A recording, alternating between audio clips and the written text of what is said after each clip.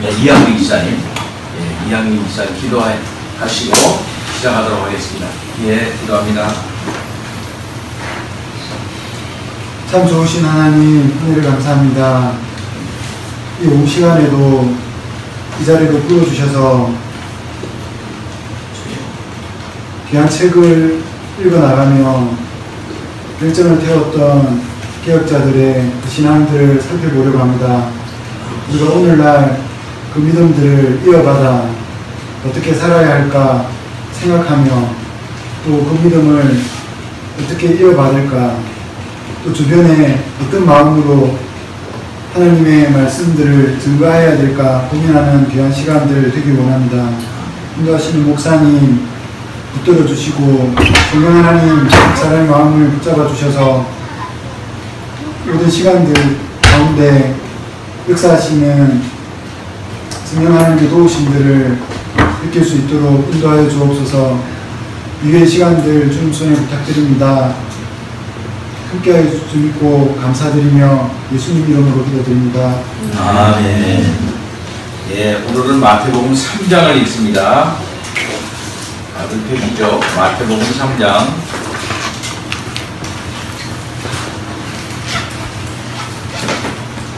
성경을 읽을 때마다 그걸 느끼는 게 있어요. 저는 아니 성경에 이런 말씀이 있었나 이런 그런 것들을 느낍니다.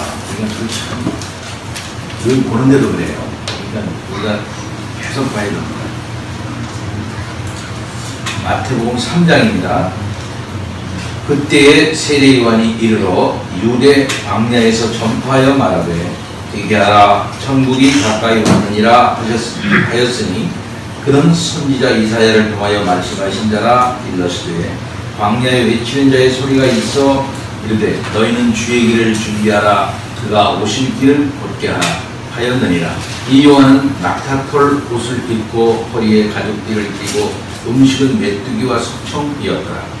이때 예루살렘과 온 유대와 요단강 사방에서 다 그에게 나와 자기들의 죄를 자복하고 요단강에서 그에게 세례를 받더니 요한이 많은 바리새인들과 사두개인들이 세례 베푸는 대로 오는 것을 보고 이르되 독사의 자식들아 누가 너희를 가리켜 임박한 진노를 피하라 하더니라. 그러므로 회개에 합당한 열매를 맺고 속으로 아브라함이 우리 조상이라고 생각하지 말라. 내가 너희에게 이르노니 하나님이 능히 이 돌들로도 아브라함의 자손이 되게 하시리라. 이미 도끼가 나무 뿌리에 놓였으니 좋은 열매를 맺지 아니하는 나무마다 찍혀 불에 던져지리라. 나는 너희로 회개하게 하기 위하여 물로 세례를 베풀거니와 내 뒤에 오시는 이는 나보다 능력이 많으시니 나는 그의 실을 들기도 감당하지 못하겠노라. 그는 성령과 불로 너희에게 세례를 베푸실 것이요 손에 키를 들고 자기의 타작마당을 정하게 하사 알곡은 곳간에 들이고 쭉정이는 꺼지지 않는 불에 끄시리라. 이때 예수께서 갈릴리로부터 요단강에 이르러 요한에게 세례를 받으려 하시니 요한이 말하려 이르되 내가 당신에게서 세례를 받아야 할 터인데 당신이 내게 오시나이까. 예수께서 대답하여 이르시되 이제 허락하라. 우리가 이와 같이 하여 모든 의를 이루는 것이 합당하니라 하시니 이에 요한이 허락하는지라. 예수께서 세례를 받으시고 온 물에서 올라오실 때 하늘이 열리고 하나님의 성령이 비둘기같이 내려 자기 위에 임하심을 보시더니 하늘로부터 소리가 있어 말씀하시되 이는 내 사랑하는 아들이요 내 기뻐하는 자라 하시니라. 아멘. 예, 오늘도 계속해서 꺼지지 않는 불길 크리기는 168페이지입니다. 깔뱅을 지금 읽고 있습니다. 자,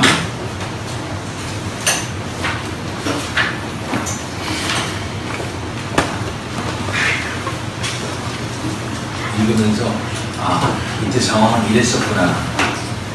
여기 개혁자들은 어떻게 대처했고 어떻게 반응하면 좋겠습니다. 1555년이 되자 갑자기 구름이 걷히고 태양이 다시 빛나는 같은 상황이 벌어졌다. 깔뱅은 좋아하는 사람들이 시의회 선거에서 이긴 것이다. 이 일은 폭동을 일으켰다. 사람들이 칼을 또 받고 오랜 반깔뱅파 지도자가 지휘봉을 잡았다. 이보다도 분명하게 쿠데타를 일러주는 상징은 없을 것이다. 그러자 모든 이가 사람들의 존경을 받을 만한 스위스 도시들에서는 이런 일이 일어나지 않았다는 것을 떠올렸다. 결국 주동자들은 참수형이나 교수대에 못 박히거나 사지를 찢겨 죽이는 형을 선고받았다. 대다수 가담자는 붙잡히기 전에 그들이 두목들과 함께 가까스로 피신했다. 이 일은 모든 상황을 바꿔놓았다. 새 시대가 열리고 반깔뱅이 몽땅뿌리가 뽑히고 말았다. 덕분에 깔뱅은 이전에 감히 시도하지 못했던 일들을 할 수 있는 자유를 얻었다. 쭉 넘어가서요. 172페이지입니다. 조금 더 읽겠습니다. 깔뱅은 새로 얻은 이 호비를 달려 무엇을 했을까? 그는 그의 프랑스를 개신국가로 만들려는 1급 비밀 프로그램을 세웠다. 그는 이미 망명한 프랑스 개신교 지도자로서 자리를 붙이고 있었으며 프랑스의 많은 지하 교회들과 꾸준히 접촉하고 있었다. 그러나 1555년 이후에는 그의 노력이 훨씬 더 야심찬 수위로 뻗어나갈 수가 있었다. 비밀 열람망이 세워지고 안전가옥과 피신처가 마련되었다. 그 결과 복음을 전하는 사람들이 국경을 넘어 프랑스로 몰래 들어가 새로운 지하교회들, 때로는 진짜 지하에 있는 교회를 세울 수 있었다. 파리와 리옹에 세운 비밀 인쇄소들이 이 교회들을 지원하면서 이 비밀 프로그램은 놀라운 성공을 거뒀다. 얼마 안가 책 수요량은 인쇄소들이 공급할 수 있는 물량을 훨씬 넘어섰고 인쇄업은 제네바의 주력 산업이 되어 수요에 응하려고 애쓰게 되었다. 대단한 일이죠. 제네바에서 다시 지도권을 확보한 칼뱅이, 그전에도 그렇게 노력했지만 프랑스의 지하교회를 세우고 그곳에서 책을 공급을 하면서 프랑스를 어떻게든 간에 대신국가로 만들려고 노력을 했다. 그 흔적이 지금도 계속 남아있어요. 다시. 그래서 프랑스 교회에서 대운동이 일어났고 깔뱅이 그 흔적들이 있습니다. 대단한 어려운 상황 가운데서 그게 일했던 그런 사실들. 책이 중요해요. 이제 참 좋은 책을 마련해가지고 계속 그렇게 해서 좀 중요하다 이렇게 생각합니다. 요즘 들어서 정말 쓸만한 책들이 많이 나오잖아요.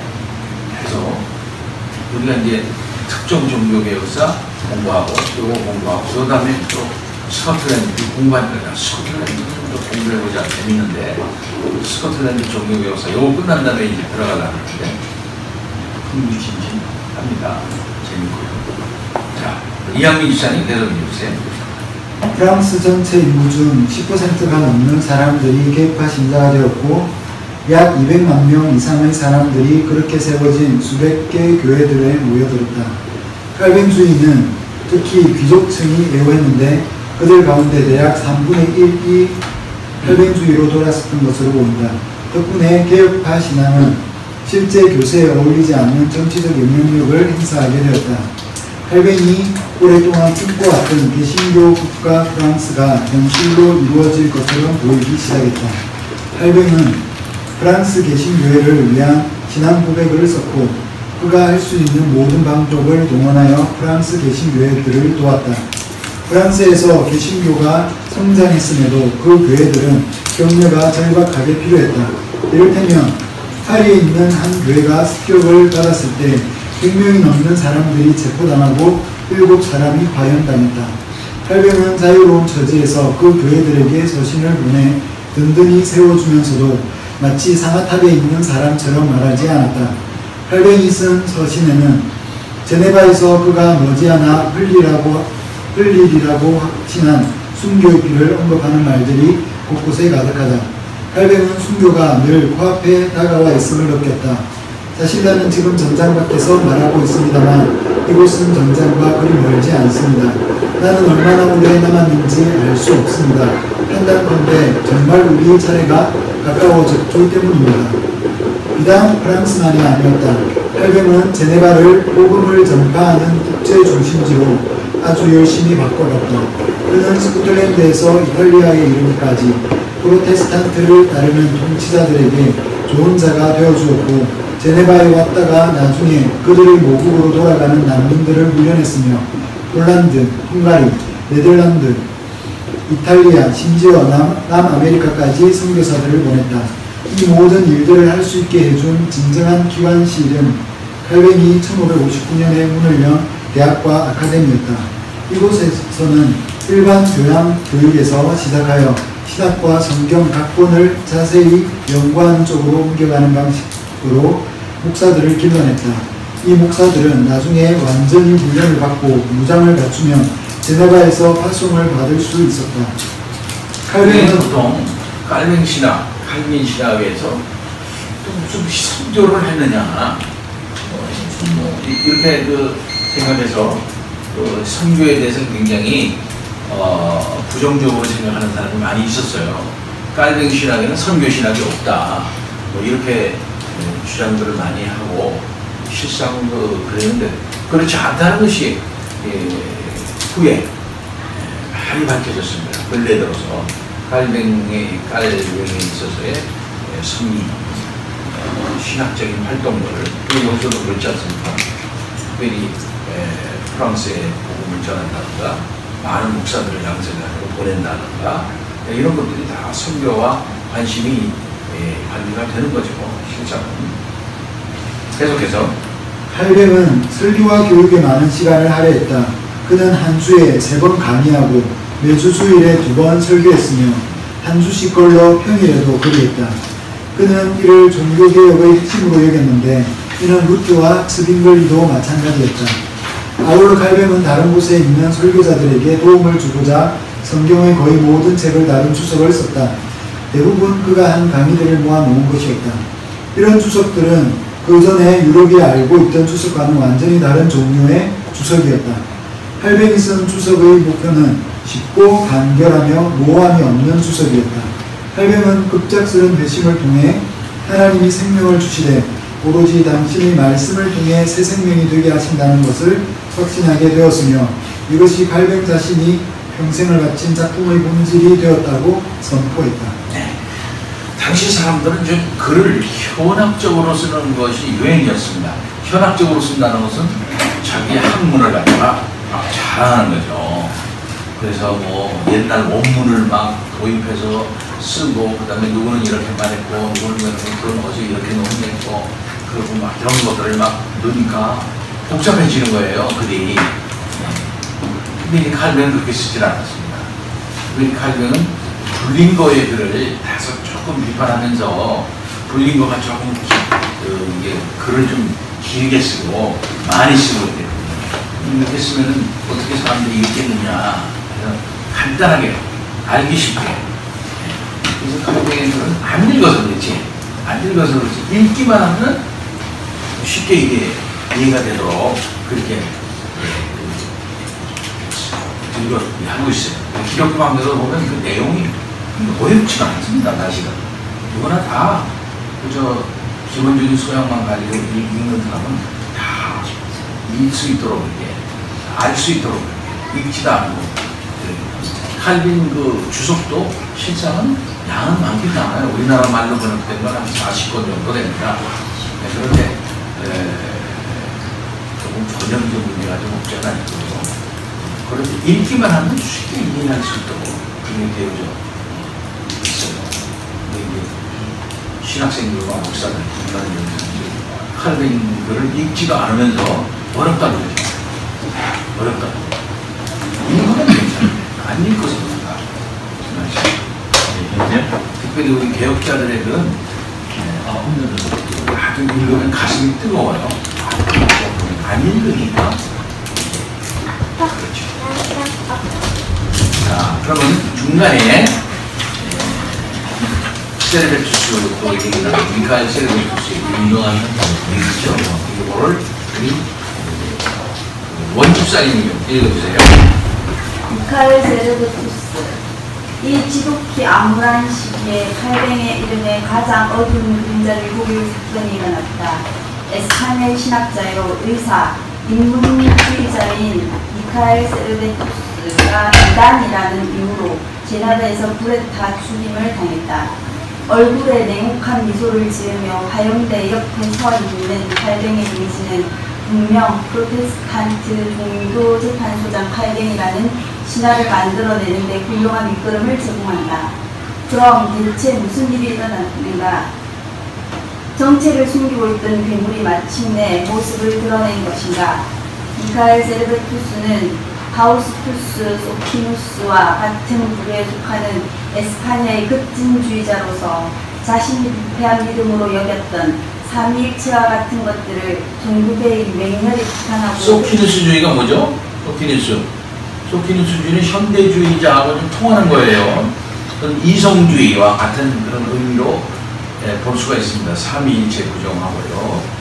그 다음에 이성적으로 진리를 파악하려고 하고 하나님을 이성으로 보려고 하는, 이성적인 차원에서 이해해 보려고 하는 그런 계시에 의해서만 진리를 알 수 있는 것을 이제 좀 거부하고 인간도 그 진리를 이해할 수 있다.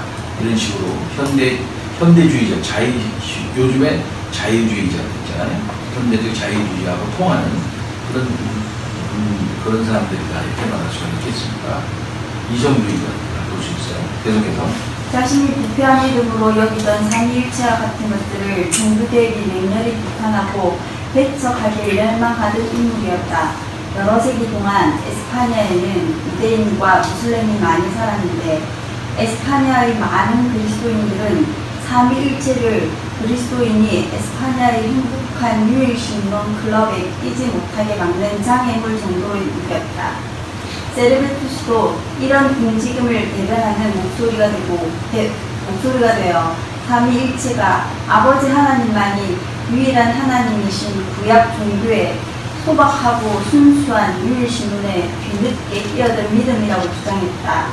우리가 기본이요 근본인 이 진리로 되돌아가기만 한다면 유대인과 그리스도인은 더 이상 나뉘지 않아도 된다. 자, 보통 보면 유일신론이라는 게 있고 단일신론이라는 게 있고 일신론이라는 게 있고 뭐 저 이제 있잖아요. 그러면 우리가 보통 보면 단일신론 이건 우리가 이해해주니까 맞지가 않다 이렇게 말할 수가 있겠고요. 일신론이라고 그러면은 이제 다신론하고 비교해가지고 일신론이라는 말이 나오고 그러면 유일신론이라는 말이 있다. 유일신론.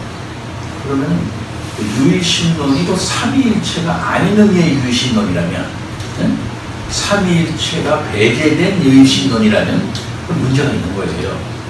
삼위일체가 배제된 의미에 있어서의 그 유일신론 그런 신론이 누구 갖고 있을까요? 여호와 증인이 이것입니다. 예? 여호와 증인. 여호와 증인.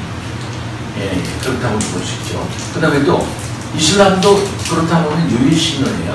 삼위일체를 보정하는 유일신론이에요.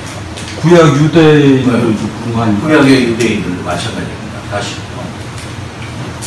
구약만 믿고 구약만 믿고 신약은 믿지 않는 지금의 유대인들이죠. 당시의 예수 그리스도의 1세기 사람들. 그러니까 예수 그리스도의 신성을 이해하지 못하고 성령을 삼위일체의 차원에서 삼위 하나님으로 인정하지 않는 그런 차원의 유대인들이요. 이거 유일신론이라 그래요. 그러면 보통 보면 유일신론이 기독교냐? 아니에요. 유일신론은 기독교 아닙니다. 우리는 신론은 뭘로 항상 보느냐? 삼위일체. 항상 여기서 걸려요. 계속 카톨릭 신자들과 프로테스탄트들은 이렇게 완전히 다른 하나님을 내세우는 주장이 정확했다. 하지만 카톨릭 신자들이 그를 처음 붙잡은 곳은 제네바에서 프랑스 국경을 막 넘어가는 곳에 자리한 비앙르였다. 이 카톨릭 신자들도 세르베투스에게 이단 혐의가 있음을 발견하고 우선 그를 불태워 주기로 했다. 그러나 그들이 불태운 것은 허수아비였다. 허수아비를 불태우고 있을 무렵 세르베투스는 이미 지붕으로 빠져나가 국경을 넘어 제네바로 가고 있었다. 칼뱅은 제네바에서 지독히 미움을 받고 있었기 때문에 세르베투스가 보기에는 이곳이 그가 가기에 좋은 곳 같았다. 심지어 그는 붙잡혔을 때도 사태를 낙관했다. 그는 감옥에서 제네바 시의회에 서신을 보내 칼뱅을 체포할 것을 요구하고 칼뱅이 처형당하면 그의 집과 세간을 몰수하라는 제안까지 넉살좋게 내놓았다. 1553년에는 이런 요구가 어처구니 없는 말처럼 보이지는 않았다. 하지만 당시는 유럽의 모든 가톨릭 세력이 제네바시를 이단들의 안식처로 낙인 찍어 놓은 상태였다. 이런 마당이니 시의회도 제네바가 세르베투스에게 관용을 베푼다면 로마가 옳다는 것만 증명해주는 꼴이 된다는 것을 알 수 있었다. 제네바는 신학자 칼뱅을 불러 그들을 대표하는 검사 역할을 하게 했다. 예상대로 세르베투스는 유죄 판결을 받았고 제네바는 스위스와 독일의 다른 프로테스탄트 도시들과 더불어 세르베투스에게 사형을 선고했다. 이것은 결코 큰일이 아니었다. 이단에게는 사형이 적합한 판결이라는데 모든 기독교 세력이 의견을 같이 했다. 이보다 수십 년 전 제네바에서는 스스로 주술사, 역병을 터뜨리는 자, 마귀를 숭배하는 자라 고백한 이들 수십 명, 물론 이들이 자백하는 동안 이들의 발은 벌겋게 달군 불판 위에 있었다. 수십 명이 고문을 받고 과형에 처해졌다. 이때가 16세기였다. 그리고 1553년에 또 그런 일이 벌어졌다. 그러나 칼뱅은 성부에 영향을 미칠 만한 위치에 있지 않았다. 사실 그는 더 관대한 사형 방법인 잠수형을 요구했으나 거절당했다. 칼뱅은 뒤에 옥에 갇힌 세르베투스를 마지막으로 찾아가 설득하려고 했으나 실패했고 결국 세르베투스는 제네바시 성문으로 끌려가 가형당했다. 물길이 주섰을 때 세르베투스는 오 영원하신 하나님의 아들 예수여 나를 불쌍히 여기소서라고 부르짖었다. 만일 오 하나님의 영원하신 아들 예수여 라고 외치기만 했어도 그는 불에 타 죽지 않았을 것이다. 이게 무슨 말이 어떻게 그 말이 두 말이 뭐가 틀릴까요? 원집사님 두 말이 뭐가 틀리길래 이 말을 하면 살려줄 수도 있을 것이다 라고 말을 했을까요? 오 영원하신 하나님을 영원하신 하나님이라고 하고 그는 예수님을 같은 도표로 보지 않고 그냥 아들이라고 영원하신은 누구에부터? 하나님에게부터 그죠? 하나님을 수식해요. 그죠? 예. 그러니까 무슨 신론이야 이게. 그리고 그분보다는 예수님은 좀 차등하다고 보는 거예요. 그러니까 호모우시우스 그러니까 동일 본질은 아니다. 동일 본질은 아니다. 아리우스주의도 그렇고 오늘날의 그 여호와주의도 그렇고 하나님과 예수는 동일 본질이 아니다 이렇게 보는 거거든요. 근데 요 말도 세르베투스의 요 죽으면서 하는 말도 동일 본질은 아니다는 차원에서 예수님을 부른 거예요. 그러나 하나님의 영원하신 아들 그러면은 뭡니까? 예수 그리스도의 영원성을 전제하고 부르는 말이란 말이에요. 그래서 이 말 하는 거예요. 계속해서. 이렇듯 두 가지 신앙 고백이 극과 극으로 대립하고 있다. 그러나 오늘날 우리가 그것들을 알려고 애쓴다는 사실은 교리에 그리 얽매이지 않았던 에라스무스의 정신이 철저한 승리를 거두었음을 보여줄 뿐이다. 그러니까 여기서 중요한 게 있어요. 우리가 안다시피 에라스무스 주의는 뭐 그런 걸 가지고 그러느냐. 어? 인문주의는 그런 거예요. 인문주의라는 건 넓어요. 뭐 그런 걸 가지고 사람을 죽이고 말고 해. 아, 참 너무하네. 그러니까 한마디로 말해서 그 사람이 고백하는 것이 뭐 삼위일체 하나님을 고백했건 약간 거기에 생각이 미치지 못해서 그렇지 않은 걸 좀 고백하면 그게 꼭 죽은 일인가. 그걸 뭐 불에 태워서 죽여 하나 말이야. 이건 뭐 인간에 대한 그 지나친 그런 그게 아니겠는가. 이게 아니게 그렇게 생각하는 게 인문주의잖아요. 오늘날도 그건 마찬가지예요. 그래서 인문주의적인 성격을 가지고 있는 이런 사람들은 이 세르바투스의 처형에 칼빈이 어느 정도 관여했다. 어느 정도 관여했느냐. 그가 처형당하는 데까지 어떤 식으로든지 관여한 게 아니냐. 그건 칼빈이 가지고 있는 아주 잔인성을 말해주고 있는 거 아니냐. 아주 냉혹한 성격을 말해주고 있는 게 아니냐. 어떤 교리에 집착하게 되면 사람이 이렇게 이거냐 저거냐 양당론이 되기 때문에 아주 잔인해지는 것이다. 왜? 자기와 다른 자에 대한 관념이 없어지게 되는 거니까 이거는 우리 인간이 가지면 안 되는 아주 어떤 냉혹하고 양당의 이분법적인 그런 사고방식을 가지기 때문에 그런 바른 테러라고 볼 수가 없다. 여기서 어떻게 관용이 나올 수가 있겠냐. 아주 그건 갖지 말아야 할 정신이다. 잔인해지는 거니까 네 것과 내 것을 나누고 여기서 어떻게 할 수가 있겠냐. 이런 데서 관용 정신도 이런 데서 나와요. 다 사실 관용의 정신이 진정한 의미의 개혁 정신이냐? 그럼 아니라고 보잖아요. 오늘날 보는 관용. 그러니까 프랑스 지성사에서 말하고 있는 관용 정신. 그런 거 있잖아요. 이런 것이 기독교적인 정신이냐? 할 때 저는 좀 아니라고. 이거는 인문주의적인 정신이에요. 그러니까 교리에 대해서는 명확하게 하지는 않는다 할지라도 우리가 좀 스펙트럼을 넓게 가져서 관용하면서 이렇게 살아나가야 평화롭지 않겠나 하는 차원에서의 그런 문제예요. 그러면 제네바 시위에서 이때 상황은 이걸 관용할 수가 없는 사회였어요. 없는 그런 경우였습니다. 왜 그러냐면은 당시 이 제네바 시위를 중심으로 옆에 베른 시가 있고 여러 가지 이제 시가 심하다 이게 있는데 점점 이제 프랑스의 사람들이 심지어 전쟁을 일으켜가지고 공격해 들어오는 그런 상황이었다 말이에요. 그런데 이제 제네바 시만큼 베른 시하고 제네바 시만큼은 이제 베른이 굉장히 이제 타협적인 데로 나가요. 베른 쪽으로. 근데 제네바 시는 어떻든지 간에 칼빈을 중심으로 해가지고 개혁신앙의 목표에 딱 서가지고 한번 지켜보려고 노력하고 있는 그런 유일한 유럽에 있어서의 자유도시란 말이야. 신앙적인 차원. 근데 여기마저도 넘어지면 이게 그냥 카톨릭으로 넘어가는 거예요. 그렇기 때문에 이렇게라도 해서 진리를 보존하려고 했던 것이 16세기 당시에 17세기에 그 당시에 16세기적 상황이다. 16세기예요. 16세기적 상황이다. 이렇게 말할 수가 있습니다. 그 당시 그 상황론을 가지고 좀 봐야지 절대적인 이런 상황을 가지고 칼빈이 이거 지독한 사람이다. 이 사람 말고 카스텔리오라고 또 있어요. 카스텔리오.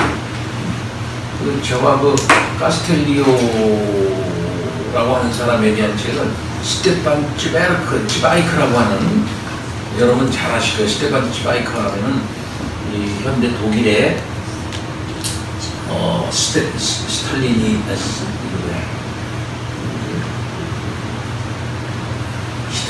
히틀러가 나왔을 때 아르헨티나로 도망간 아주 유명한 당시 최고의 전기 작가예요. 스테판 찌바이크 작품이 굉장히 많아. 우리나라 말로도 번역된 것이 한 15권, 15권이잖아요. 저도 스테판 찌바이크를 좋아해가지고 스테판 찌바이크 우리의 저작이 굉장히 많거든요. 그래서 발자크에 대한 얘기, 전기 작가니까 그 사람이 쓴 전기 작가는 그 하면 아주 유명한 거예요. 스테판 찌바이크가 썼다 그래요. 근데 스테판 찌바이크가 누구에 대한 저기를 썼냐면 카스텔리오에 대한 책을 썼어요. 저도 한번 읽어봤어요. 읽어봤는데 아주 깔비를 그냥 엄청나게 그냥 막 비판하는 거야.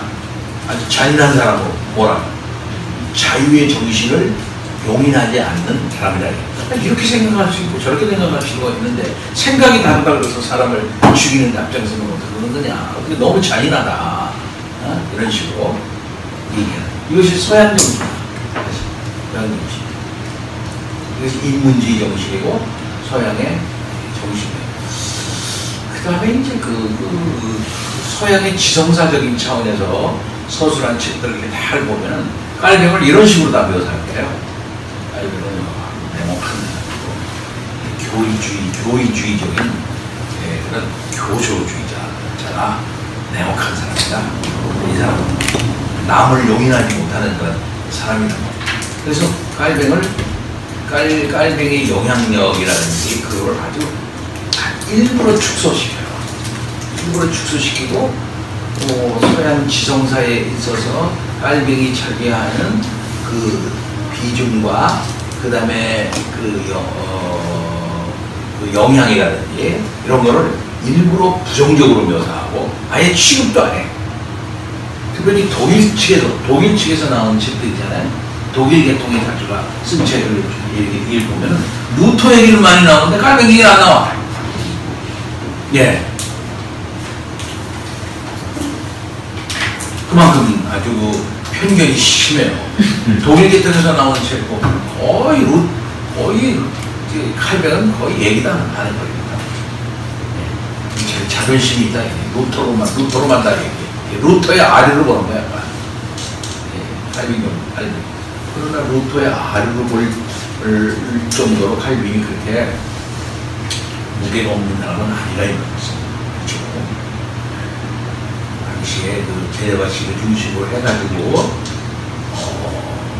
서양의 그 영적인 피난민들, 자유투사들, 피난 온 그런 사람들을 모아가지고 훈련을 시키고 다시 그 나라로 보내가지고 개혁교회를 섬기게 만들고 이렇게 해서 전도개혁의 그 선생님으로서 잘 있던 사람들의 말씀입니다.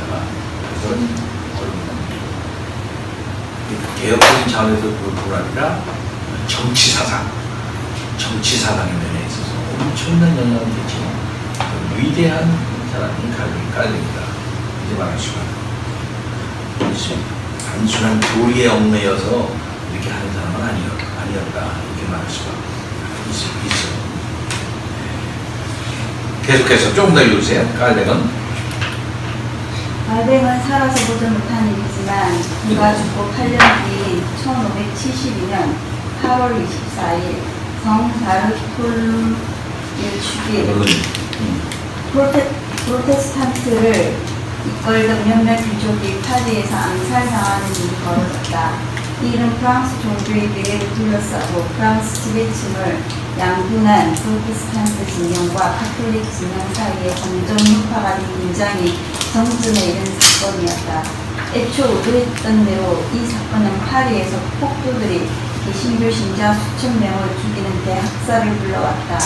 폭력은 순식간에 프랑스 전역으로 번졌고 후 몇 주 동안 수천 명이 더 죽임을 당했으며 수천 명이 프랑스 왕국을 탈출했다. 요 보세요. 여기 자세히 그림 보면 바돌로메 축일에 그걸 계기로 해가지고 이거는 학생 사건에 이 사람들이 죽는 사람들이 다 개신교인들이에요.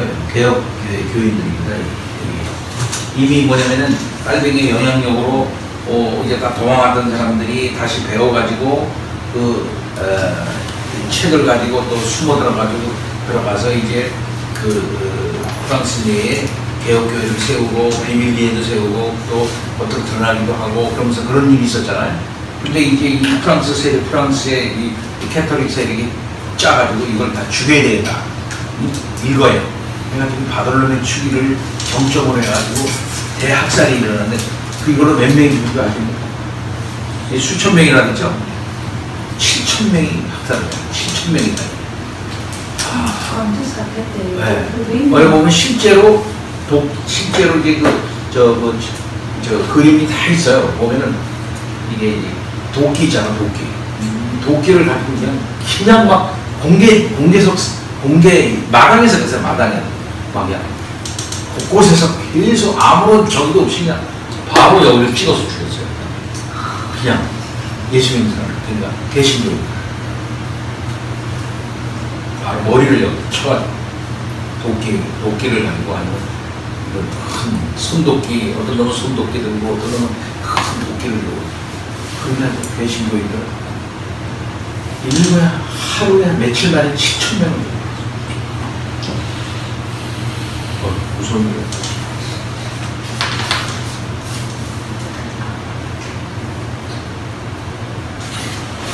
넘어갑니다. 이날까지 아무도 그의 이름이 있는 것을 모른다. 우리 조 선생님 그 끝까지 읽어주세요. 1555년 종교개혁을 전진케 하는 칼뱅의 능력이 상승세를 타기 시작한 해였지만 동시에 그의 건강은 이후 다시 회복하지 못할 정도로 하강세를 타기 시작한 해였다. 방대한 결과물을 쏟아내느라 지독하게 에너지를 소진하며 일하다 보니 결국 그의 허약한 몸은 피폐해질 수밖에 없었다. 그는 내 몸의 고통이 내 정신을 거의 마비시켰다고 드러놓았다. 이상한 일도 아니었다. 그는 세상을 떠나기 몇 달 전 자신을 치료하는 의사들에게 이런 글을 써보냈다. 그때만 해도 관절염의 고통이 저를 공격하지 않았습니다. 돌길이나 자갈길을 걸어도 아픈 줄을 몰랐습니다. 담석에 따른 복통으로 고통을 겪지도 않았고 치질로 괴로워하지도 않았으며 각혈로 생명의 위협을 받지도 않았습니다. 그러나 지금은 이 모든 질환이 한꺼번에 저를 덮쳤습니다. 나흘 동안 몸살을 앓다가 회복하자마자 종아리에 지독히 아픈 통증이 저를 붙잡았습니다. 여기서 조금 회복되었다 싶었는데 다시 그리고 또다시 통증이 찾아왔습니다. 이었고 이 통증은 제 관절을 병들게 했고 관절염은 제 발에서 무릎까지 다 퍼졌습니다. 치질 부위 혈관에 생긴 종기는 제게 극심한 고통을 안겨주었고 장 속에서 돌아다니는 해충은 고통스러운 간지러움을 일으켰습니다. 이제 이 기생충 때문에 생긴 병이 낫다 싶었는데 지난 여름이 지나자마자 신장염이 저를 공격했습니다. 말을 타면 흔들거리는 충격을 견딜 수 없어 들끝에 실려 시골로 옮겨졌습니다. 돌아갈 때는 부디 여정의 일부만이라도 제 발로 걸어서 갈 수 있기를 바랍니다. 제 신장이 피로해 쉬어야 할 때는 단 1마일도 앞으로 나아가지 못했습니다. 그러다가 놀랍게도 제가 소변 대신 피를 흘리고 있다는 걸 발견했지요. 집으로 오자마자 자리에 누웠습니다. 신장염은 제게 격렬한 통증을 안겨주었습니다만 치료를 받고 겨우 조금 차도를 보였지요. 그러다 결국 극도로 고통스러운 압박과 함께 결석을 하나 내보냈습니다. 덕분에 고통이 어느 정도 누그러지긴 했습니다만 결석의 크기가 아주 컸던 탓에 이 결석이 제 요관을 찢어놓고 상당한 출혈이 뒤따랐습니다. 이 출혈은 관장기로 우유를 주입하면서 겨우 멈췄습니다. 그 뒤에도 저는 결석을 몇 개 더 내보냈지만 여전히 남아있는 신장 결석들은 신장을 압박하는 마비 증세를 만들어내기 충분하더군요. 그래도 다행인 것은 작은 크기나 적어도 적당한 정도의 크기를 가진 결석들이 지금도 계속 빠져나온다는 것입니다.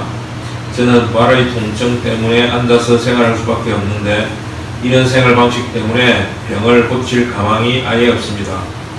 또 치질 때문에 말을 타는 운동을 할 수도 없습니다.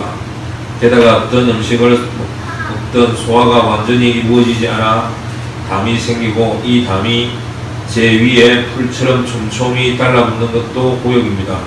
아이고 이래가지고 우치사겠지. 네? 아이고 종합병원이라 했어요. 그래서 그래서 칼병원이 아니고 움직이는 종합병원이라 했어요. 아이 참 칼빈의 병이 몸에 24가지였다. 그러니까 어떤 사람은 이런 얘기 들으면 그렇죠. 어떤 사람은 평생을 그저 놀고 먹으면서 네? 잘 먹고 잘 자고 몸도 건강 되잖아요. 얼굴도 피둥피둥하고 나쁜 짓은 다 하면서 백살까지 살아본대. 그죠? 역사적으로 나쁜 짓만 되게 해놓고 우리나라만 해도 우리는 그때 당시 절도안이라고 해서 절도한 머리를 잘라놔야 돼요. 건강 좋으시잖아요? 그죠? 먼저 간 사람들은 되게 많은데, 근데 이런 사람들 생각하면 도대체 하나님이 좀 건강 주셔서 좀 오래살게 하셔서 일을 좀 많이 하게 하시고, 이 사람은 또 건강은 더 이런 일을 많이 할 거니까 또 이런 일이 또 생기는 거예요. 가슴이 아프죠? 그렇지? 이런 상태에서 계속해서 얘기해봅시다. 심령의 증거의 병고는 1564년에 막을 내렸다. 그는 죽음이 다가왔음을 느끼자 유언을 통해 이렇게 고백했다. 내가 구원을 얻을 방어책이나 피난처는 그분 하나님이 은혜로 나를 입양해 주시는 것뿐이요. 내 구원은 오직 여기에 달려있어. 자리에 누워 있어야만 하는 날들이 내려가자 칼뱅은 제네바의 모든 목사들에게 자신을 마지막으로 한번 찾아와 달라고 요청했다. 그는 그들에게 이렇게 간청했다. 형제들이여, 내가 죽은 뒤에도 이 일을 계속 이어가고 낙심하지 마시오. 마침내 그의 몸이 말 그대로 피골이 상접하여 아무것도 남지 않고 오로지 영혼만 남은 것처럼 보일 때 그는 침상에서 숨을 거두었다. 그때가 5월 27일이었다. 그의 제자인 테오도로 드 베즈는 배자를 낳습니다. 배자. 그래서 그 순간의 무게를 느끼며 해가 진과 동시에 이 찬란한 빛이 우리에게서 사라졌다고 써놓았다. 칼뱅은 자신의 유골이 성물이 되거나 자신이 우상이 되는 것을 원하지 않았기 때문에 자신을 평범한 묘지에 묻고 무덤에는 아무런 표시도 남기지 말라고 하겠다. 무덤에는 신비한 매력도 비석도 없었다. 그게 바로 칼뱅다운 무덤이었다. 예, 이렇게 해서 배자가 깔뱅의 인생이다. 깔뱅의 전기를 간단하게 넣었어요. 배자가. 자, 그럼 좀 더 넘어갑니다. 깔뱅에서 깔뱅제의로. 그래서 선생님 보기도 읽어주세요. 칼뱅은 칼뱅주의라고 불리는 것을 세울 생각을 갖고 있지 않았다. 그는 그런 말을 정오했다. 칼뱅은 평생을 바쳐 자신이 사도시대 이후 초기 교회의 순전한 정통이라 믿었던 것을 되찾고자 싸웠는데, 칼뱅주의라는 말은 뭔가 새로운 사상을 주장하는 학파를 시사했다. 하지만 결국 칼뱅주의라 불리는 것이 존재하게 되었고, 그 사연은 많은 이들이 칼뱅이라는 사람 자체를 오해하게 만들었다. 그 결과 오늘날 사람들이 칼뱅 하면 가장 많이 떠오르는 이미지 가운데 하나는 그가 하나님이 구원받을 사람과 구원받지 못할 사람을 선택하신다는 것에 집착한 사람이라는 이미지다. 칼뱅이 이런 공경에 빠진 것은 사실 네덜란드 출신 신학자인 야코보스 아르미니우스 때문에 시작되었다. 그는 칼뱅이 세상을 떠나고 약 20년 뒤에 목사가 되고자 제네바 아카데미에서 훈련을 받았다. 아르미니우스는 암스테르담으로 돌아와 칼뱅이 가르치던 과는 다른, 특히 예정과 관련하여 상당히 다른 것들을 가르치기 시작했다. 아르미니우스의 견해는 하나님이 구원할 사람들을 예정하실 때 그들의 믿음을 미리 아시는 당신의 사전 지식의 근거로 삼으셨다는 것이었다. 예지예정이라고 해요. 예지예정. 미리 내다보고 그걸 가지고 그걸 근거로 해서 예정한다. 예지예정. 그래서 그러나 칼뱅은 하나님이 당신 자신이 하나님으로서 가진 뜻을 기초를 삼아 구원할 사람들을 예정하신다고 주장했다. 아르미니우스가 1609년에 세상을 떠난 뒤 그를 따르던 이들 아르미니우스파는 함께 항의서를 제출했다. 이는 네덜란드 개혁교회가 받아주길 요청하는 아르미니우스 핵심 견해 5가지를 담은 청원이었다. 1618년과 1619년에 개혁파 신학자들은 도르트 혹은 도르트 레흐트에서 총회를 열고 아르미니우스파가 제출한 항의서를 최종 검토했다. 이 신학자들은 항이스가 제시한 5가지 점에 대한 답변으로 항이스를 반박하는 오개조를 만들어 제시했다.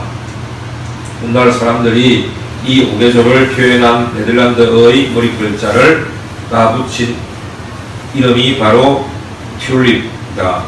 사실 튤립은 아래에서 볼 수 있듯이 영어 머리글자를 딴 이름이다.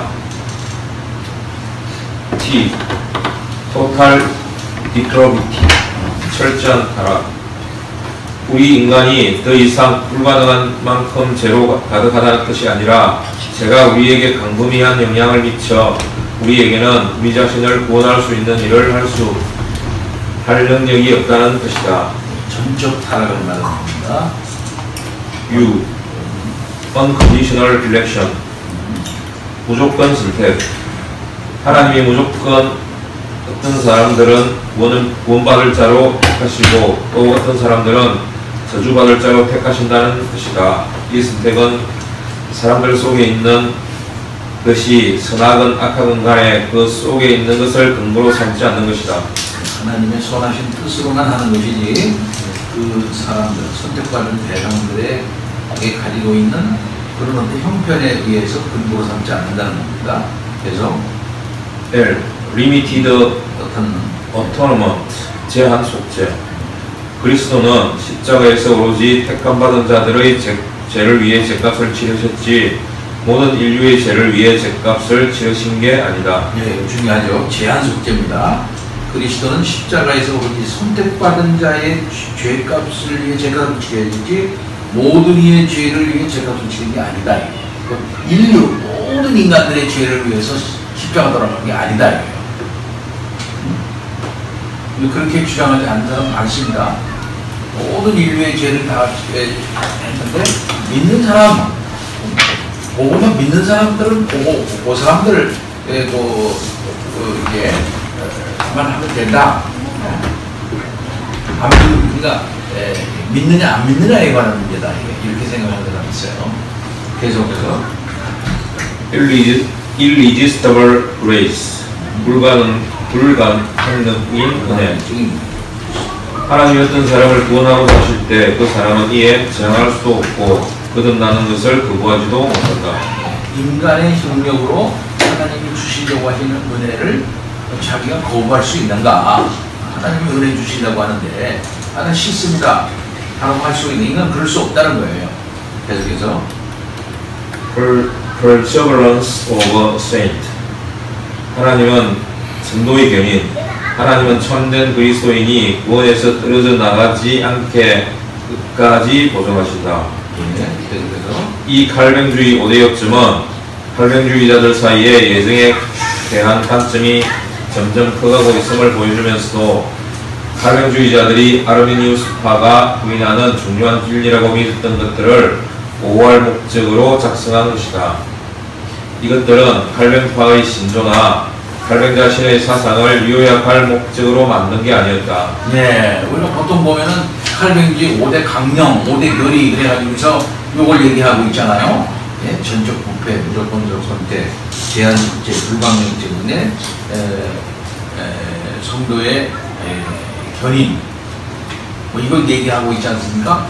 근데 이제 그것은 이런 항의파들의 항의가 있으므로 도르토에 의해서 그에 대한 반응으로서 나온 거라 이 말이에요. 그거에 대한 반응으로서 나온 것이지 실제로 깔뱅 신조나 깔뱅 자신의 사상을 요약할 목적으로 만든 게 아니다. 그걸 우리가 알아야 할 필요가 있습니다. 항의 알미니우스파의 저항에 대항하기 위해서 만든 거예요. 그러다 보니까 정리를 한 것이죠. 다섯 가지로 그들의 항의에 반대해서 부정적 차원에서 거기에는 리액션으로 이게 만든 거다. 그러니까 깔빙 사상 전체를 한마디로 이걸로 이게 깔빙 사상이 이거다라고 이렇게 말하기 위해서 만든 건 아니다. 그러나 아주 굉장히 중요한 것을 똘토해서 정리를 딱 해낸 거죠. 사실은. 계속해서. 그렇다면 이것이 칼뱅파의 신조나 칼뱅 자신의 사상과 무관하다는 증거는 무엇인가? 1559년 칼뱅은 자신이 쓴 기독교 강요의 최종판이자 가장 훌륭한 판본을 내놓았다. 그가 1536년에 기독교 강요 초판을 내놓을 때만 해도 이 책은 개신교 신앙으로 들어가는 간결한 입문서였지만 이제는 그런 입문서를 뛰어넘는 책이 되어 있었다. 이 책은 네 코스로 이루어진 호화로운 만찬과 같은 복음 설명서가 되어 풍성하고 광대한 칼뱅의 사상을 잘 보여주었다. 칼뱅이 예정에 사로잡힌 사람이라는 생각이 거짓말임을 증명해 주는 게 있다면 바로 이 기독교 강요이다. 칼뱅은 하나님, 세상, 예수가 우리를 위해 행하신 모든 일, 우리의 구원, 기도, 그리고 다른 수많은 주제들을 살핀 다음 기독교 강요 영어 표준판 920쪽에 이르러 비로소 선택을 살펴보기 시작한다. 더구나 이 책 영어 표준판은 무려 1521쪽에 이르는 방대한 분량인데도 그는 선택이라는 주제에 겨우 67쪽만을 할애할 뿐이다. 분명 그는 예전과 관련하여 좁은 시야를 갖고 있지는 않았다. 그의 사상은 풍성하고 넓었다. 기독교 강요는 하나님의 말씀이라는 안경을 통해 모든 것을 살펴보려는 시도였다. 여기에 대한 견해는 의견이 좀 갈립니다. 예? 칼빈주의, 칼빈 사상에 대하여 예정론이 핵심이 되느냐, 그렇지 않느냐. 요거에 대한 것은 칼빈 학자들끼리마저도 생각이 좀 갈려. 예정에 대한 요 문제 요거를 갖다가 그러니까 구원론에도 마지막 부분에다가 이제 넣느냐. 처음에는 앞부분에다 넣었어요. 초판에는. 그러나 뒤에 가면은 이제 예정을 뒷부분에다가 편입을 시켜요. 이렇게. 그런 이유가 뭐냐라고 하면서 칼빈의 사상이 예정으로만 먼저 한정하고 나가면은 논쟁의 여지가 많고 그렇기 때문에 칼빈의 사상을 예정으로만 풀 것이 아니지 않느냐. 그래서 이 의견이 많이 갈려요. 이 사람도 다소 이런 견해에 합의하고 있는 것 같아요. 그리고 많은 칼빈주의자들도 칼빈의 그 사상이 예정이냐 아니냐 요거를 이제 하는 데 있어서 부정적 견해를 갖고 있는 사람이 많아요. 저는 요 견해에 조금 반대하는 그런 차원입니다. 뭐냐면 칼빈의 주된 사상은 하나님의 자의성이다. 하나님의 자의성. 저는 그렇게 봐요. 하나님의 자의성. 본문에는 하나님의 아주 그 피조물에 의존하지 않고 인간에 의존하지 아니하는 하나님의 어떤 그 자의적 본질에 있단 말입니다. 그걸 강조하는 거거든요. 그래서 하나님의 주권과 영광을 언제 어디서나 확보하고 그것을 주장하려고 하는 차원에서 그렇다면은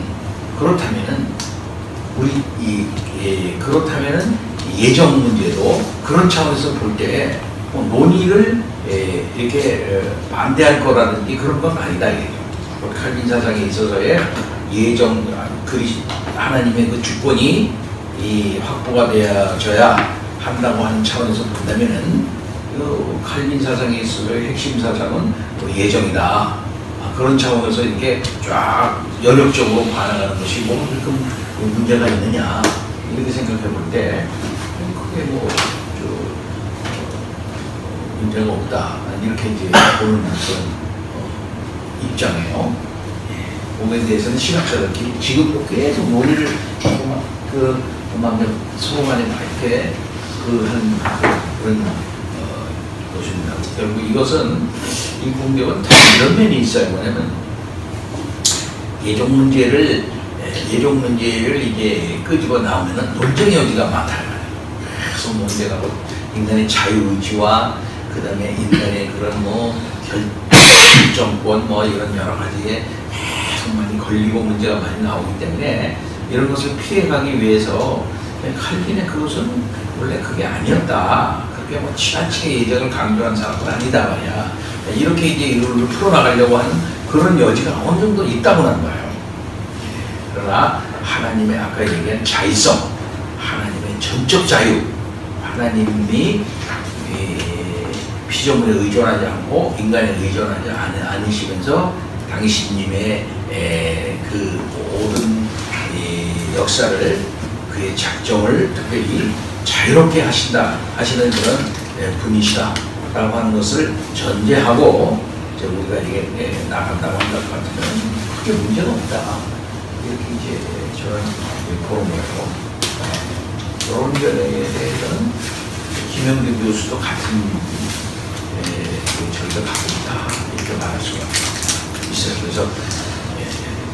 그래서 이제 이런 걸 지나치게 강조를 하다 보니까 알겠어, 좀 하이퍼다 이렇게 나온 거야. 하이퍼, 이런 걸 많이 강조하면 하이퍼다 이렇게. 하이퍼 칼비니즘의 칼비니즘 말이 나오는데 좀 하이퍼라고 하는 말은 좀 비웃는 차원에서 하는 거예요. 비웃는 차원에서 너무 지나치다, 하이퍼다 이렇게 나온 거예요. 하이퍼라고 말하는 말 자체가 원래 비판하는 세대에서부터 나온 그런 말이다 이렇게 말할 수가 있습니다. 절대의 영혼, 그다음에 예정론을 강조하는 이런 걸 조금 얘기하면 하이퍼로 밀어붙이는데 그것은 지나치다 이렇게 말할 수 있어요. 그렇게 얘기하고 그 다음에 이제 종교계의 그 나음으로 넘어갑니다. 브리튼섬, 영국으로 넘어가요. 영국 넘어가면 정치적인 얘기가 나오니까 또 재밌어요. 자, 영국 타오르는 정렬, 브리튼섬의 종교계. 제가 조금 읽고 넘깁니다. 비텐베르그에서 루터 또 그랬고 글라루스에서 쯔빙글리도 그랬듯이 브리튼에서도 모든 일의 발단이시. 이것은 에라스무스가 편찬한 그리스어 신약 성경이었다. 이 성경이 나온 지 얼마 되지 않아 토마스 빌리라는 한 젊은 사제가 이 성경을 읽다가 그리스도 예수가 죄인들을 구원하라 세상에 오셨다라는 말씀을 만났다. 그 전에 자신이 지은 죄 때문에 절망에 빠졌던 그는 이 말씀을 읽고 이렇게 말했다. 이것을 읽자마자 내 내면은 마치 두들겨 맞은 내 뼈가 깊어 뛰어오르는 것처럼 경이로운 위로와 고요를 느끼는 것 같았다. 이 일 뒤에 성경은 내게 꿀이 가득한 벌집보다 더 달콤한 것으로 다가오기 시작했다.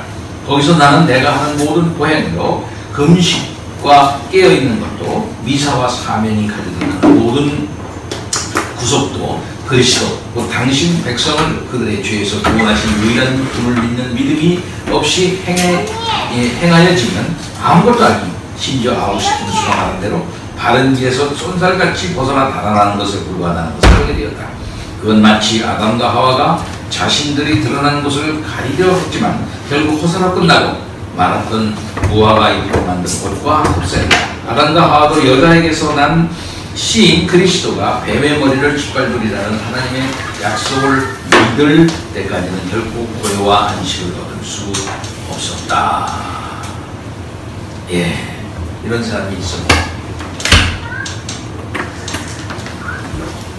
우리 계속 좀 읽어주세요. 소리집사님이 계속 읽어주시기 바랍니다.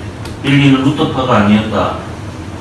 그러나 그는 그가 하는 설교로 말미암아 1531년에 화형당할 때까지 수많은 이들을 미국의 균형으로 이끄는 부부가 되었다. 마침 그 무렵에 루터가 쓴 책들이 이 나라에 쏟아져 들어오기 시작했다. 잉글랜드에서는 여전히 살아서 활동하던 존 위클리프 주종자인 로럴파가 루터의 저작들을 환영했다. 그러나 교황이 루터를 정죄하자마자 케임브리지와 옥스퍼드, 런던에서도 당연하다는 듯 루터가 쓴 책들을 불살랐다. 하지만 루터의 책을 불사르고 금지했는데도 오히려 이 책들의 인기는 계속 올라가는 것 같았다. 루터가 쓴 책들은 입스위치 같은 항구를 통해 몰래 들어왔고 루터파의 지하 조직을 확산시키는 촉매제가 되었다. 캠브리지에서는 한 명사 그룹이 백마 여관의 모임을 갖는다는 것이 알려졌다.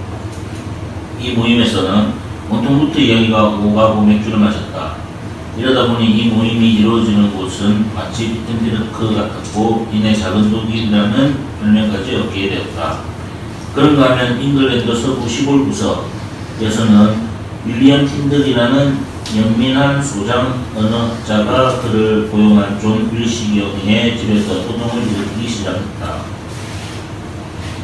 틴들은 단지 거기서 조언의 자녀들을 가르치는 가정교사일 뿐이었으나 사실 그는 에라스무스가 편찬한 그리스 신약 성경을 붙들고 아주 많은 시간을 보냈으며 이 바람에 그가 저녁을 먹는 식탁에서 오가는 대화는 식욕이 가장 왕성한 카톨릭 신자라도 밥맛이 떨어지게 할 만한 것이었다.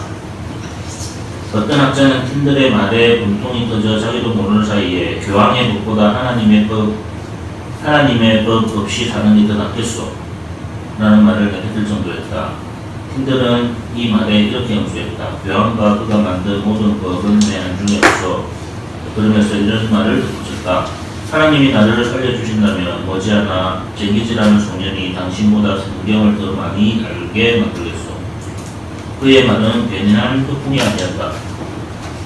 틴들은 그리스어와 히브리어로 된 문문 성경을 영어로 번역하는 그의 평생에 건 작업을 시작했다. 그는 배를 타고 독일로 건너가 브룩셀로 갔다. 그곳은 5년 전에 루터가 신성로마 제국 황제 앞에서 내가 여기 섰나이다라는 연설을 듣던 곳이었다.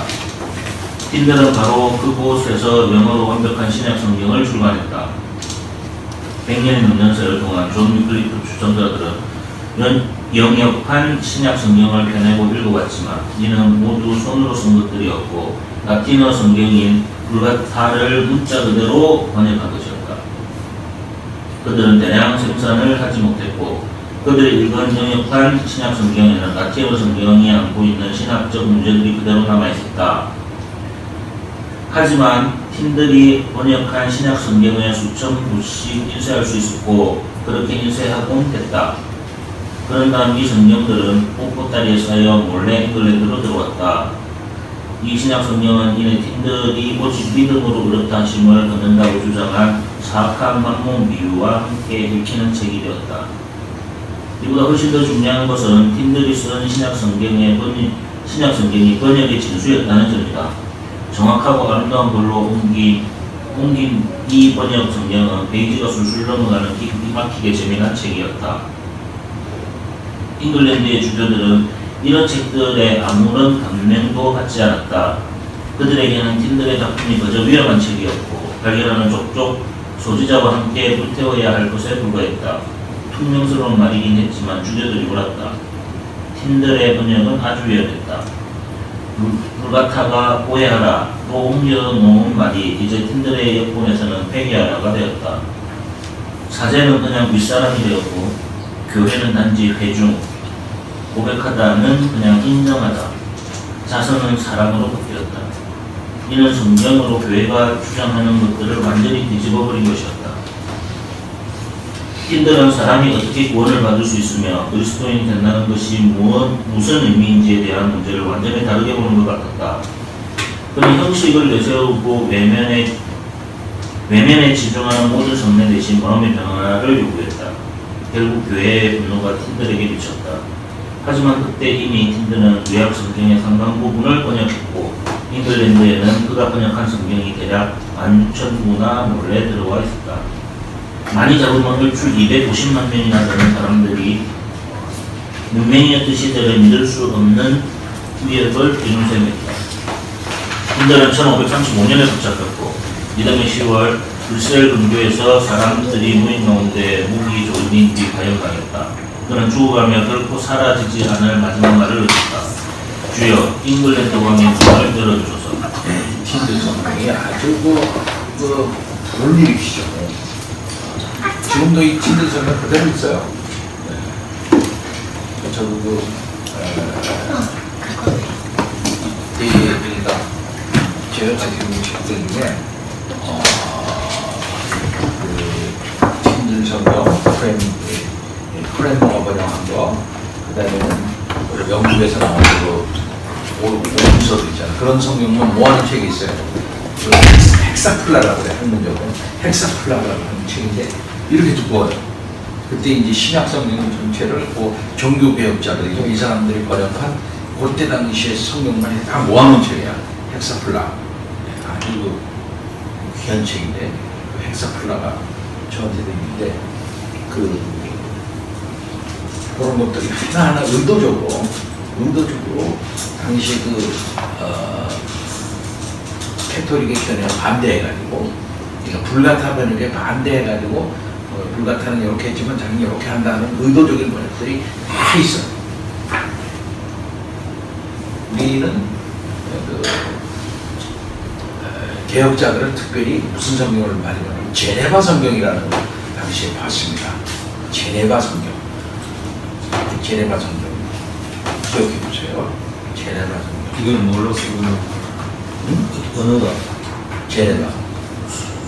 제네바 성경. 그건 영어로 되어 있어요. 제네바 성경.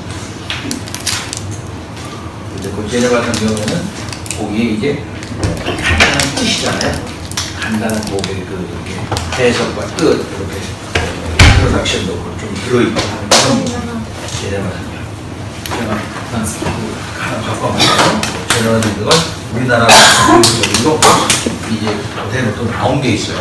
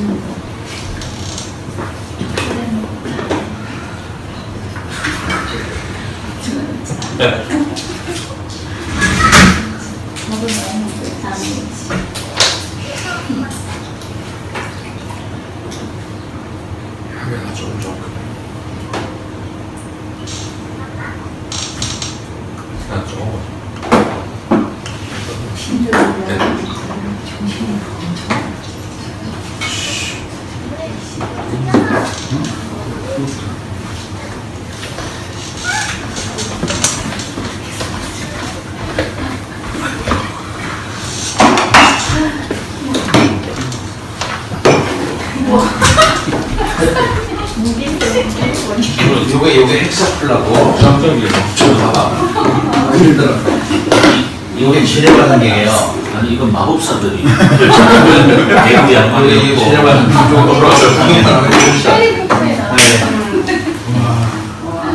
그렇죠.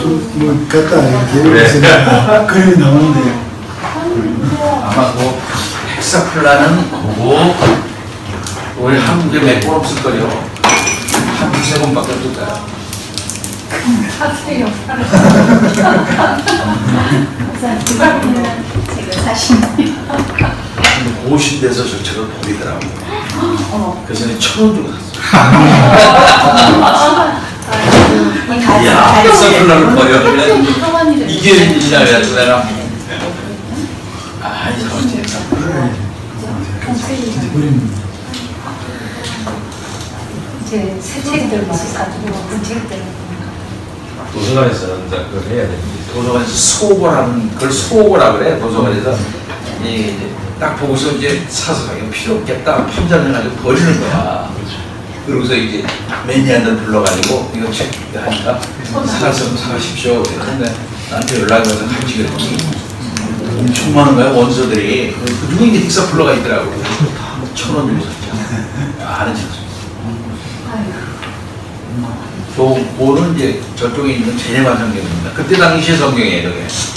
그때 개혁자들이 봤던 성경이에요. 1560년도에. 그걸 그대로 제가 이제 복사를 해가지고 그대로 나온 거예요. 근데 그게 깨끗하게 번역이 저기 오늘날 볼 수 있도록 해서 나온 책이 또 있어요. 오늘날 볼 수 있게. 번역이 아니라 영문으로 이렇게 쉽게 돼가지고 현대어로 번역이 돼요. 그런 데 가는 거예요. 그 불가타나 이런 거는 라틴어로 딱 쓰는데 이런 거는 없습니다. 지금 저한테 이제 여기 누가 보여드리면 아니 괜찮은데. 봐야지. 어떻게 생겼나 봐요. 라틴어를 대도사 보면 디지털 성경, 프레임 번역, 그다음에 다 있어요.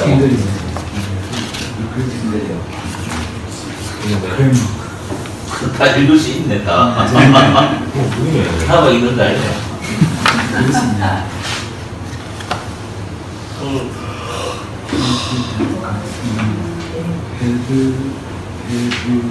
이게 왜 말이야?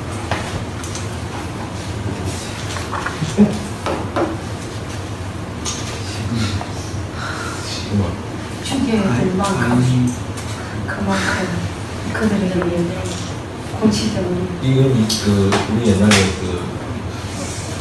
고문할 때 한글 전 되듯이 이거도 되네 그런 식으로 해가지고. 집사님 보시겠어요? 아니요, 좀 됐습니다. 좀 배워보고 싶은데 좀 한번 말해주세요.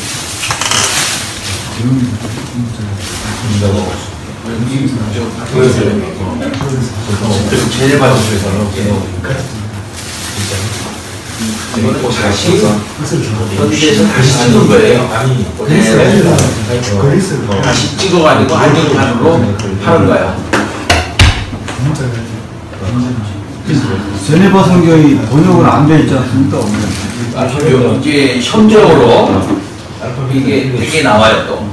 우리말로요? 우리말은 없지. 우리말은 없고. 근데 왜 간단한 언급, 추석, 파라투스라는데 그런 것도 다 들어있어요. 이거는 기차이 많이 나와. 개혁자들이 이 책을 봤어요. 그때 당시에 본 그분들은 무슨 성경을 봤을까? 이 성경 본 거야. 16세기 사람들이, 16세기 학자들이. 재미가 스터디라고 해야 돼요. 되게 쉽다 보이네. 지금 그리스어를 단어를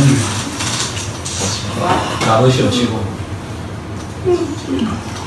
재용이는 나중에 조금 한참 길이 났을 때 좀 봐야지. 지금 저거 보면 허걱해갖고 기분 나빠질 수가 있어요. 아니 그리스 알파벳을 좋아해요. 좋아요.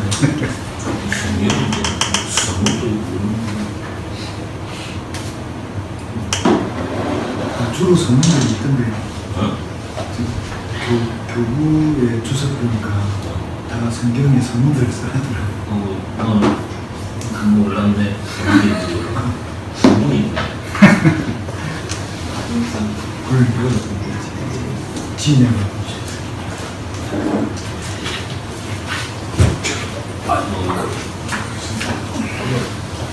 들고 다니는 운동이 좀 그렇더라고요. 이거 권력이 부족한데.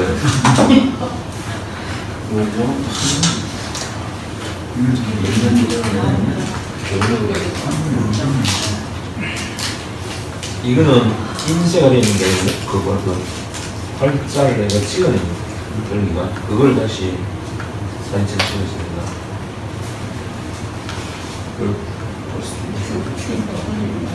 저 유아들 한데 여기서 존경하진 않네. 우리 공서 얼마? 이건 몇 년도 나오면은 엑서플라가 1851년도에 나온 책이에요. 책 자체는 1851년도. 우리나라에서 찍었는데 아니죠. 영국에서 찍은 거예요. 근데 그건 누가 출간은 누가 한 겁니까? 출간은 런던에서 했네요. 누가 가는 거지? 런던에 이제 출판사가 있고 야, 무슨 선스. 이거 이제 선교사들이 갖고 들어왔어요. 우리나라에. 선교사들이 갖고 들어왔다가 이제 저 보다가 이제 저 도서관에서 기증한 거예요. 기증한 거예요. 소중한 분들 해가지고 해야 되는데 제가 이제 1800년 1800년도 책, 1840년, 1700년도 책까지 있어요. 제가 이게 1700년도 오래된 거는 근데 이런 것들은 영국에 가서 사도 비싸지. 영국에 가서 사도. 영국에도 고서점이 있어요. 그래서 제가 영국에 갔을 때 어딜 갔냐면은 재미난 얘기 하나 있다. 영국에 이제 그 웨일즈에 가면은 헤이원웨이라고 있어. 여러분 텔레비전 보셨을 거야. 웨일즈의 헤이원웨이. 헤이원웨이라고 하는 거기는 뭐냐면 산골 마을인데 그 산골이 다 책방이야. 그 산골 마을. 근데 어떤 한 유명한 어떤 한 헌책방 주인이 아이고 나 산골에 가가지고 내 책 마을 하나 만들어야 되겠다 그래서 마차 타고 들어와가지고 거기서 자기 책을 놓고 또 책방을 하나 만들고 하나씩 업자들을 데리고 온 거예요. 그래서 책 마을이 형성됐어요. 그 마을 전체가 다 책방이야. 산골인데 한참 이제 그 웨일즈에서도 한참 산으로 들어가야 돼. 그런 산골에 이 마을이 하나 큰 마을이 있거든요. 그 마을 전체가 다 책방이야. 다 책방. 네. 근데 이제 책방마다 다 특색이 있어요. 이 가보니까 전체를 다 모아놓은 책방이 있는다면 이제 음식에 관한 책만 모아놓지. 또 무슨 뭐 여자 컬트 있잖아. 컬트 뭐 이렇게 뭐 만드는 거에 이렇게 옷감 만드는 그런 것만 모아놓은지 뭐 이렇게 철학설 뭐 종교학에 대한 것만 모아놓은지 이렇게 다 특징이 있더라고. 나름대로.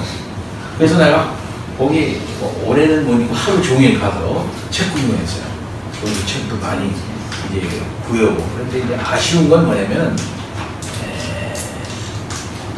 기독교 고서는 별로 없더라고. 이렇게 고서. 가서 이제 오랫동안 있으면서 찾아야 되는데 급히 찾기가 어렵고 그래서 거기서 몇 번 사긴 샀는데 아주 참 흥미로웠어요. 완전히 다 전체가 다 책방이니까 시간만 있으면 한 일주일 동안 있으면서 계속 책방 돌아다니면서 그냥 구석구석 뒤지고 싶었는데 시간이 없더라고. 또 빨리 가야 되니까 같이 온 사람 같이 가야 되니까. 헤이원웨이는 그런 곳이에요. 우리나라도 참 그런 곳이 있으면 참 좋겠는데 근데 재미난 건 책방 주인의 스타일은 우리나라 헌책방 주인이랑 거의 비슷하더라고요. 수염 이렇게 하고 영웅들 있잖아요. 고집스럽게 계신 영웅 사람들 수염이 이렇게 나가지고 앉아가지고 배가 불뚝 이렇게 안경 같은 게 이상한 무슨 뭐 이렇게 영국 영화 같은데 거기서 나온 해리포터에 나오는 그런 아저씨들이야. 그거랑 책하고 보면은 이러면서 매개가 돈 얼마 내라고. 그때 이제 제가 이제 저기를 놓고 그랬는데 재미난 일 하는 돈이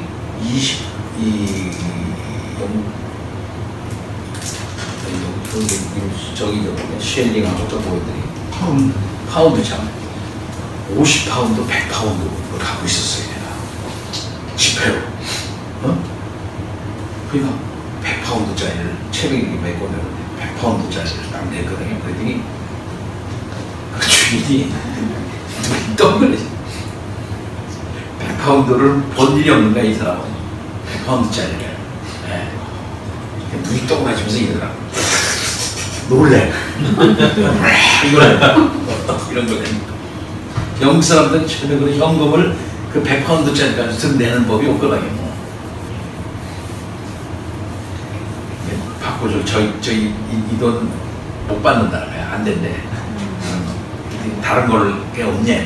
그래서 이제 간신히 계산을 해가지고 이렇게 해가지고 잔도로 바꿔가지고 이제 나는 이제 계산하기 좋으라고 이거 내라고 100파운드 딱 냈더니 깜짝 놀라더라.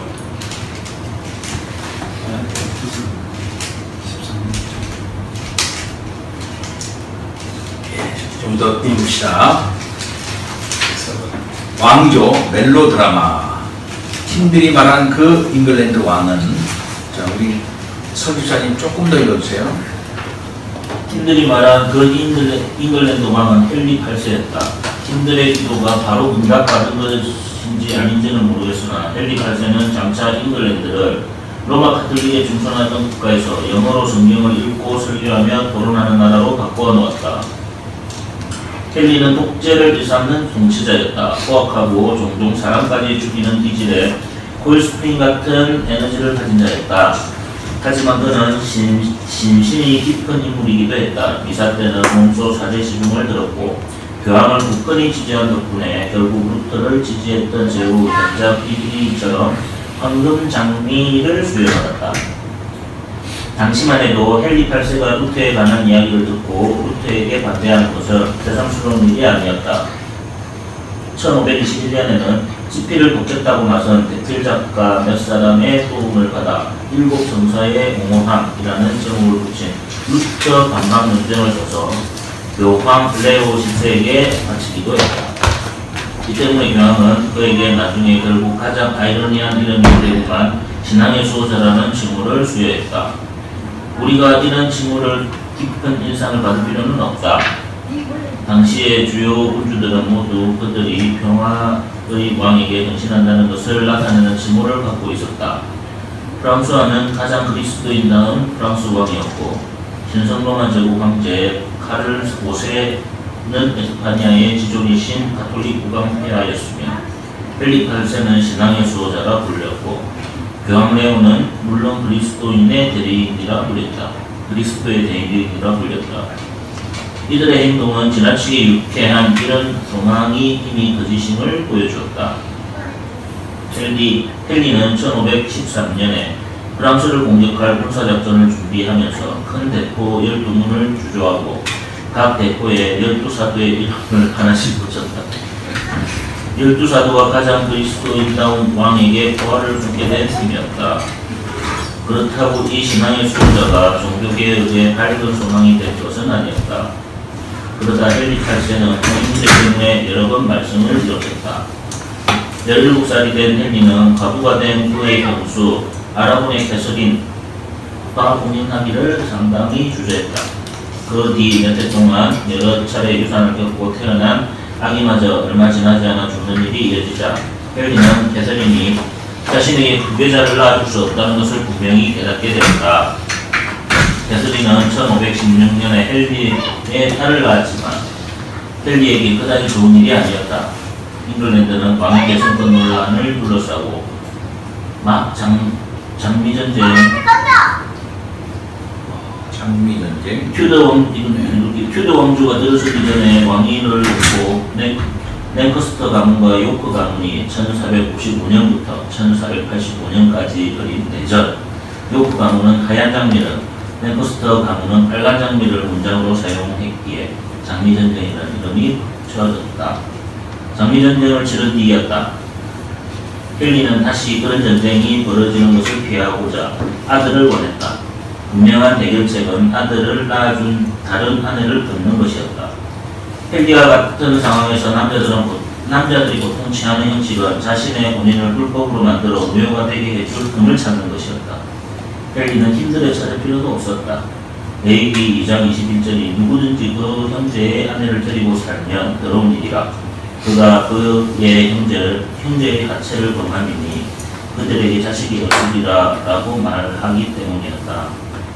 헨리가 이 구절을 알았던 이유는 애초에 그가 그의 형수와 혼인할 때 바로 이것이 문제가 되었기 때문이었다.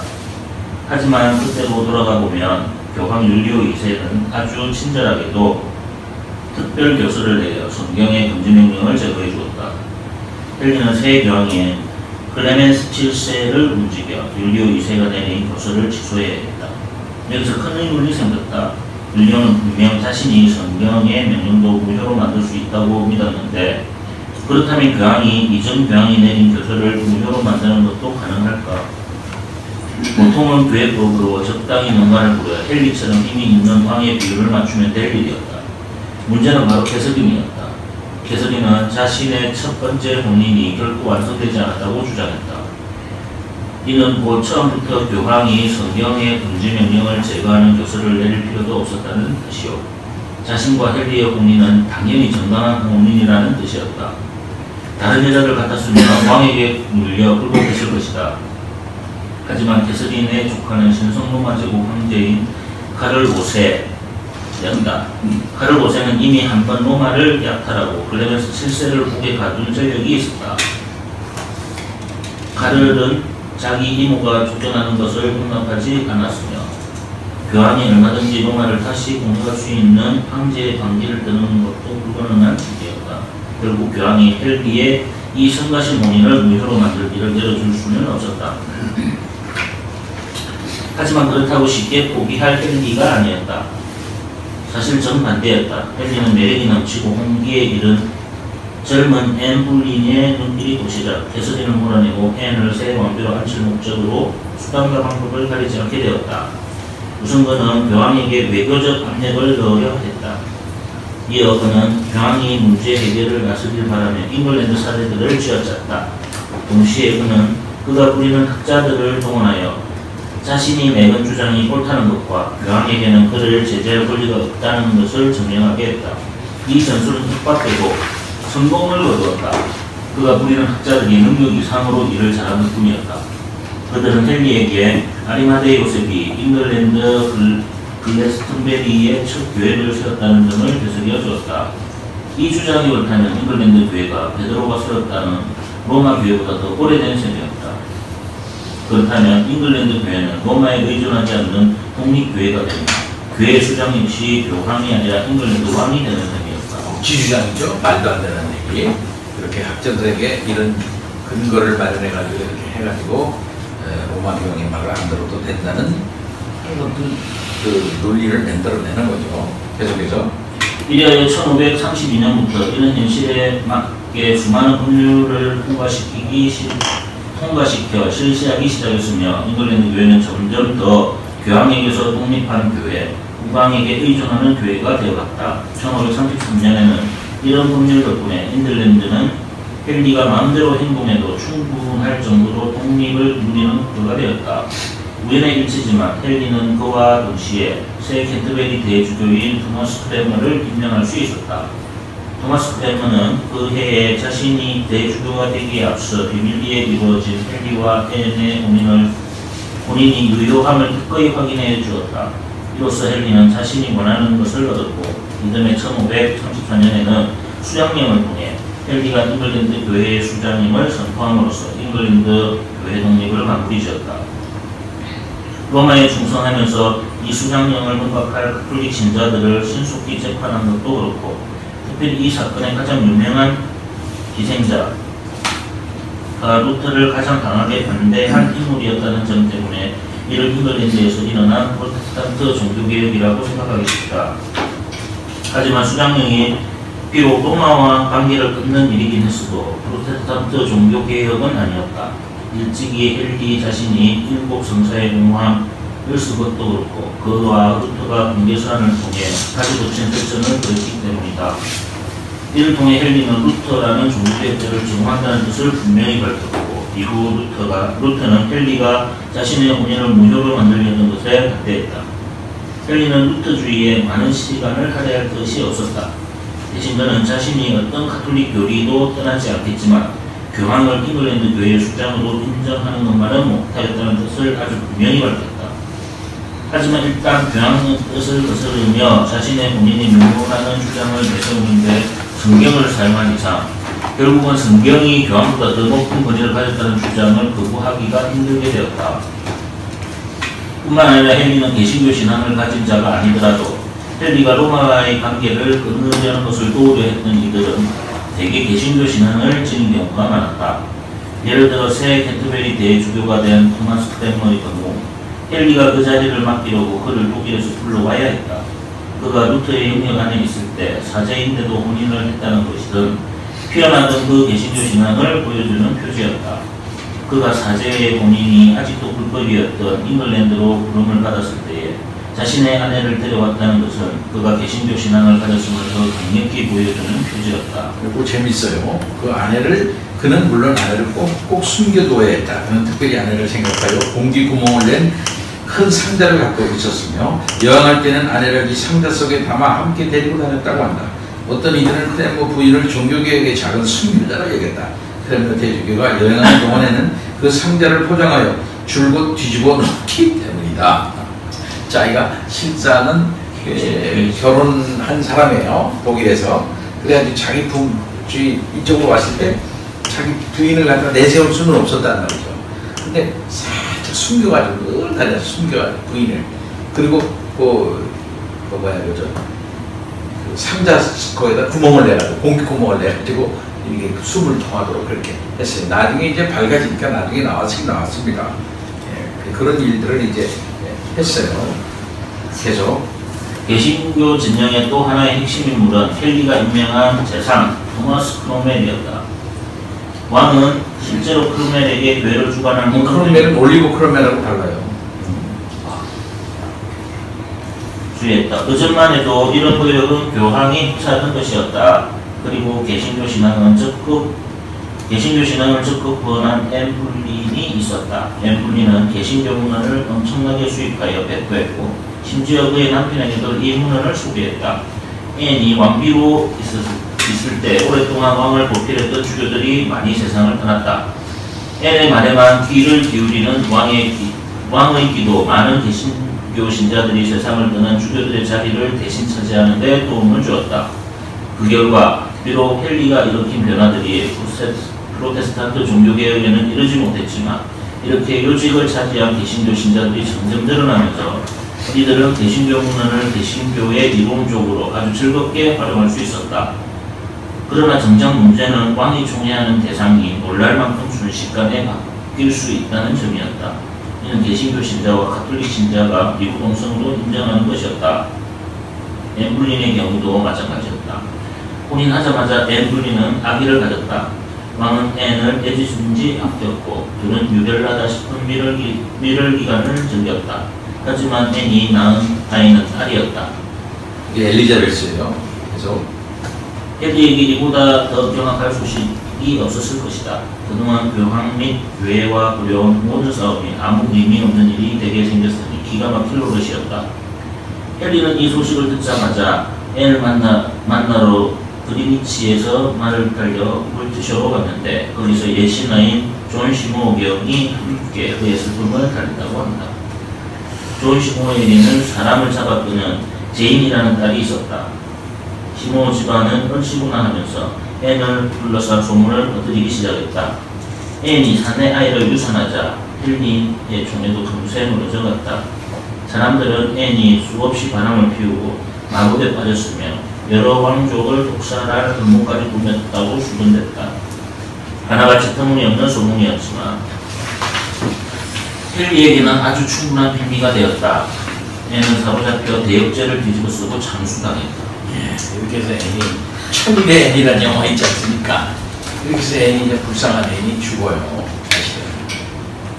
낳은 아이도 사살을 합니다. 이 남자아이. 근데 죽은 게 그 뱃속에서 죽은 애가 남자아이였어요. 참, 남자였으면 참 좋았을 건데. 그 다음 날 헨리는 제인 시모와 약혼했고 열흘 뒤 이 둘은 혼인했다. 앤처럼 제인도 헨리의 총애를 잠깐 받았는데 이는 제인이 출산에 따른 합병증으로 죽는 때문이었다. 그러나 헨리는 제인을 자신이 진심으로 사랑했던 유일한 아내로 기억했다. 어쨌든 제인은 헨리가 아주 오랫동안 기다려왔던 아들이자 후계자를 낳아준 유일한 사람이었기 때문이다. 이게 에드워드에 나온 제인이 났어요.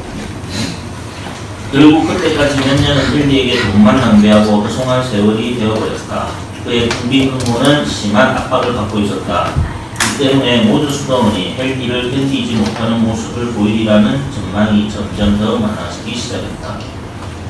수도원은 수백 개나 있었고 그들이 소유한 땅에서 나오는 지대까지 합쳐 생각하면 실제로 이런 수도원은 소유할 만한 가치가 있었다. 어쨌든 많은 수도원들이 폐허가 남은 수도원들도 온갖 불법 수단을 동원하여 겨우 명백을 이어갔다. 결국 헨리는 1536년부터 그가 세운 재상인 토마스 크로멜을 부추김을 받아 수도원을 대체하는 일을 시작했다. 이 일은 대체로 백성들에게 인기가 있었다. 승직자들이 누리는 여러 특권에 대한 분노가 널리 퍼져 있었고 부자들은 헐값에 팔린 수도원 땅을 모조리 사모을 수 있어서 일이 벌어졌다. 많은 수도사와 수녀가 속박에서 풀려난 것 같았다. 이들 가운데 일부는 서로 혼인했고 또 다른 이들은 실속 있는 연금을 받거나 교구에 맡은 성직자가 되는 것에 만족했다. 헨리가 의도한 일은 왕권을 내세운 날방도행에 불과했을지도 모른다.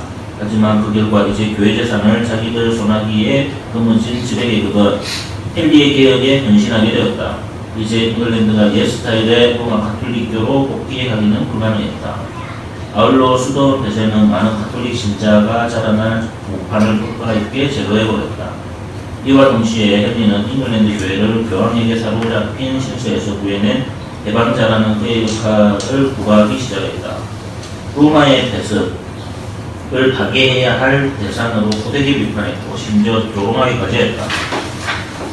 예를 들어 켄트에 있던 목슬리 수도원이 문을 닫았을 때 사람들이 공경하던 목슬리의 십자가 위 예수상이 속임수라는 게 밝혀졌다. 십자가에 달리신 예수를 표현한 형상으로 누군가가 통크게 연구할 때마다 이 예수상이 흥분하여 가볍게 흔들리곤 했다. 속임수라는 거죠, 이게. 사람들은 기적 같은 예수상의 움직임을 하나님이 만들어 내시는 것이라고 생각했지만 실은 숨어있던 수도사가 지뢰와 줄로 조작한 것이었다. 이 예수상은 런던으로 보내졌으며 사람들은 심한 조롱과 날선 돕기, 큰 오답불로 이 예수상을 환영했다. 예, 거기까지. 예, 우리가 지금까지 읽은 지난번 특강 종교개혁사에 쭉 한번 훑은 거예요. 그래서 쭉 빨리 읽은 겁니다. 조금 더 빨리 읽겠습니다. 제 가면서 배정수 집사님 읽을 수 있어요? 그죠? 못 읽습니다. 어렵습니까? 그러면 엄 집사님 쭉 읽어주세요. 헨리 거부터. 헨리는 옛 카톨릭 교회 제초제를 꾸렸지만 인양 결핍에 허덕이던 신생 개신교 운동에는 기름진 걸음을 퍼붓기 시작했다. 1538년 왕은 사람이 성경을 읽거나 듣는 것을 일절 방해하지 말고 도리어 모든 사람이 하나님의 바로 그 살아있는 말씀과 같은 것을 읽도록 분명하게 자극하고 독도두며 권면해야 한다고 명령했다. 그리고 이 목적을 이루고자 영어 성경을 모든 교회에 비치하라는 명령을 공포했다. 팀들이 주여 잉글랜드 왕의 눈을 열어주소서라고 외치며 죽은 지 겨우 2년 후였다. 전통주의자인 카톨릭 신자들은 당연히 충격을 받았다. 한때는 나무에 묶어놓고 불태워 죽여야 했던 일이 벼랑간 장려하는 행위가 되어버렸기 때문이다. 노포크 공작은 코웃음을 치며 이렇게 말했다. 나는 과거에도 성경을 읽지 않았지만 앞으로도 결코 읽지 않겠다. 새 학문이 등장하기 전만 해도 잉글랜드는 유쾌한 나라였다. 정말 모든 일이 이전 시절과 같다면 얼마나 좋을까. 하지만 사람들은 대체로 이 법을 열광하며 받아들였다. 성 바울 개성당에도 영어 성경을 6권 비치했다. 그러자 군중은 곧바로 이 성경을 군중이 들을 수 있게 큰 소리로 읽어줄 수 있는 사람들 주위에 모여들었다. 군중이 얼마나 흥분했던지 사제들은 심지어 설교 시간에도 어떻게 평신도가 성경을 다른 이들에게 소리내어 읽어주냐며 불평했다. 일상생활에서는 개인의 사사로운 성경 읽기가 아주 널리 퍼진 광경이 되었고 문맹자들조차 하나님의 살아있는 바로 그 말씀에 즉시 다가가고자 읽기를 배웠다. 일단 이런 일이 벌어지자 흐름을 되돌리기가 아주 어려워졌다. 이제는 수족관 주인과 빵집 주인이 성경을 토론하고 새로운 확신을 갖게 되었으며 성경을 놓고 성직자에게 자신의 생각이 다르다고 대담하게 반대 의견을 내놓는 일까지 벌어졌다. 교회가 누구의 도전도 받지 않고 거드름을 피우기는 더 이상 불가능했다. 사람들은 성경을 손에 쥐자 그들에게 말하는 사제가 그 사상을 어디서 얻었는지 알고 싶어 했다. 하지만 헨리 통치는 평탄하지 않았고 카톨릭교에서 개신교로 옮겨가는 일도 마찬가지였다. 헨리가 거쳐간 신학 흐름은 그가 맞아들인 아내들의 신학 흐름과 엇비슷했다. 제인 시모어가 죽은 뒤 크롬웰은 헨리와 루터파 신자인 공주 클리부스의 앤을 엮어주려 했다. 하지만 헨리가 혼인 직전에 마지막으로 앤을 만났을 때 그는 자신이 폴랑드의 안발이라 부르던 이 여자에게 퇴짜를 맞고 말았다. 이 때문에 이 혼인을 계속 추진할 수밖에 없었음에도 헨리는 혼인을 결코 완성하려 하지 않았다. 대신 때는 이 혼인을 곧바로 무효로 만들었고 크롬웰은 야심찬 계획이 실패한 대가로 그 목을 내놓았다. 그러자 강력한 카톨릭 집안인 하워드가가 이를 그들에게 주어진 기회라 여기고 그들 집안의 가장 영롱한 여린 캐서린을 헨리에게 소개했다. 헨리는 캐서린과 혼인했으나 이 혼인은 재앙이었다. 캐서린이 자신보다 30살이나 위인 이 신랑을 탐탁지 않게 여겼기 때문이다. 게다가 캐서린의 연애 행각이 들통났고 결국 그녀는 번개만큼 빠른 속도로 런던 탑 안에 있는 촬영장에서 앤 부인의 뒤를 따라갔다. 헨리는 루터파인 앤에서 시작하여 카톨릭인 캐서린을 거쳐 결국 개혁파를 따르던 캐서린파를 마지막 왕비로 맞았다. 헨리가 죽었을 때 캐서린은 살아남아 있었으니 분명 헨리보다 더 오래 산 왕비들 가운데 하나의 셈이었다. 다음은 헨리의 부인들이다. 헨리 부인들 한번 볼까요? 얼마나 그 여성 편력이 화려한지. 1509년에서 1533년 아라곤의 캐서린 메리 1세를 낳았고 이후 혼인 무효가 된 이게 캐서린입니다. 그 다음에 1533년에서 1536년 앤 볼린 엘리자베스 1세를 낳았고 이후 처형된 1536년에서 1537년 제인 시모 에드워드 6세를 낳았고 출산 합병증으로 사망 1540년 클리브스의 앤 혼인이 무효가 된 여기 보면 클리브스의 보면은 그 다음에 1540년에서 1542년 2년간 캐서린 하워드 처형된 그 캐서린 여기 보면은 넷째 줄 한번 보세요. 보니까 캐서린 1523년에서 1542년 그게 몇 살이에요? 우리나라 말로 말하면 20살, 19살에 죽었어. 그죠? 19살에 사실 그 연애 행각이 들통나가지고서 결국 런던 탑에서 처형 당했다 이 말이에요. 19살 때 결국. 그 다음에 1543년에서 1547년 캐서린파 헨리보다 오래 산 유일한 아내. 그러니까 뭐 이건 공식적인 건데 그렇지 않은 경우 이런 경우 얼마나 더 많았겠어요. 그러니까 이 헨리 8세의 여성 행각에 대한 그 책이 많죠. 그런 책이. 영화도 많고 헨리 8세에 대한 얘기는 많죠. 고집스럽고 그다음에 아주 사진도 좋고 강력한 왕인들 헨리 8세에 대한 얘기. 헨리 8세의 여인들이라는 아주 두꺼운 책도 읽으려고 하는데 자, 계속해서 좀 읽을까요? 헨리가 카톨릭교를 옹호하는 법과 반대하는 법을 모두 제정하고 개신교를 옹호하는 법과 반대하는 법을 모두 제정한 것도 모양새가 비슷했다. 잉글랜드 북부에서 개신교에 반대하는 큰 공기가 일어나자 헨리는 이를 잔인하게 진압했다. 하지만 이 일은 옛 질서를 대적하는 것이 위험을 초래할 수도 있음을 헨리에게 일깨워주었다.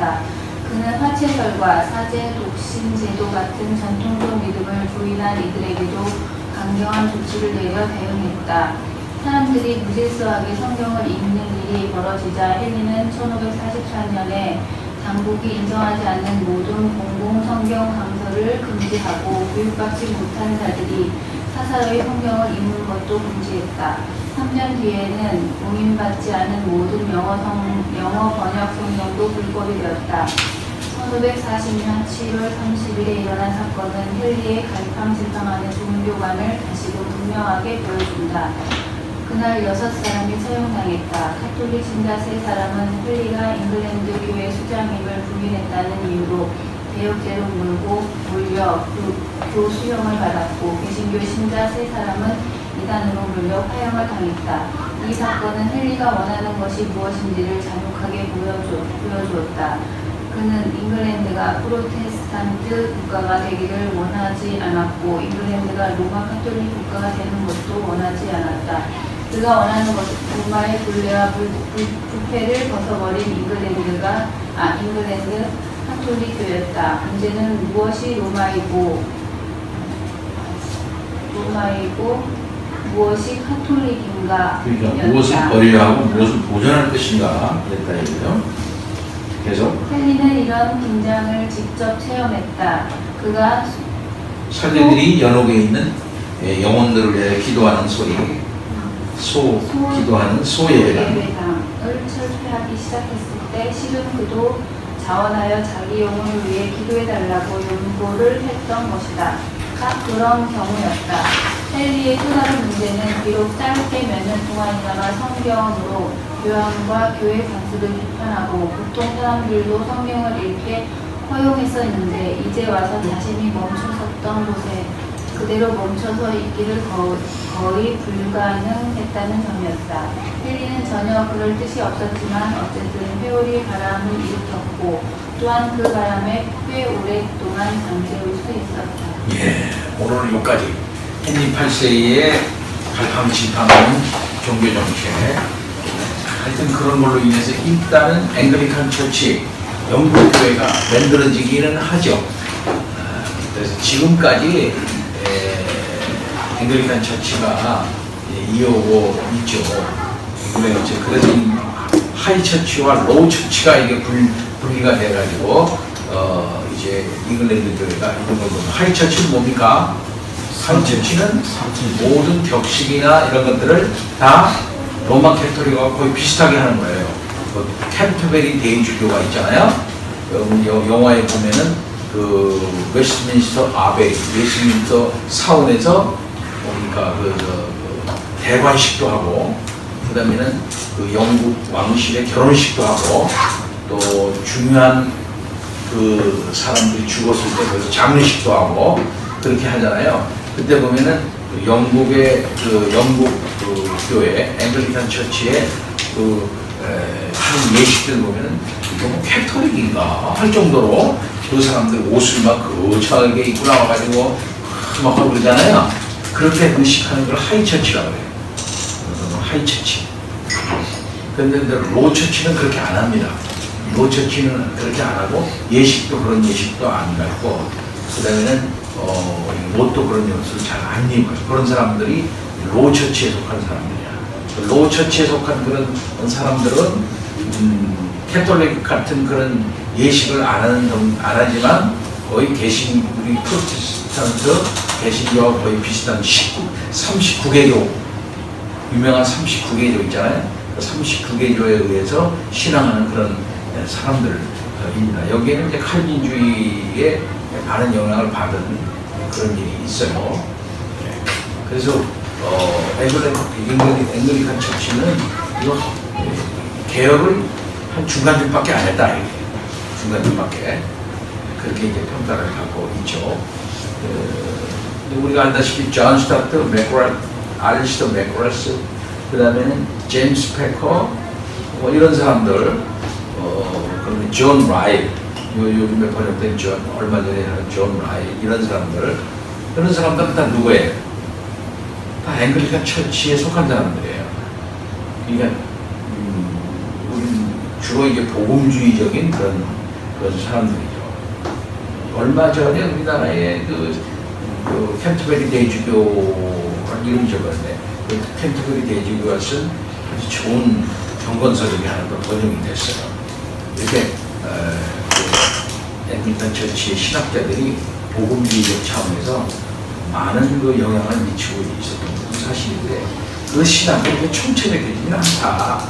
존 스타트의 신학도 아주 면밀하지 못하고, 그 다음에는 제임스 패커도 글은 잘 쓰지만 그렇게 청교도적인 차원에 머물러 있고요. 좀 부족한 점이 우리에서 보입니다.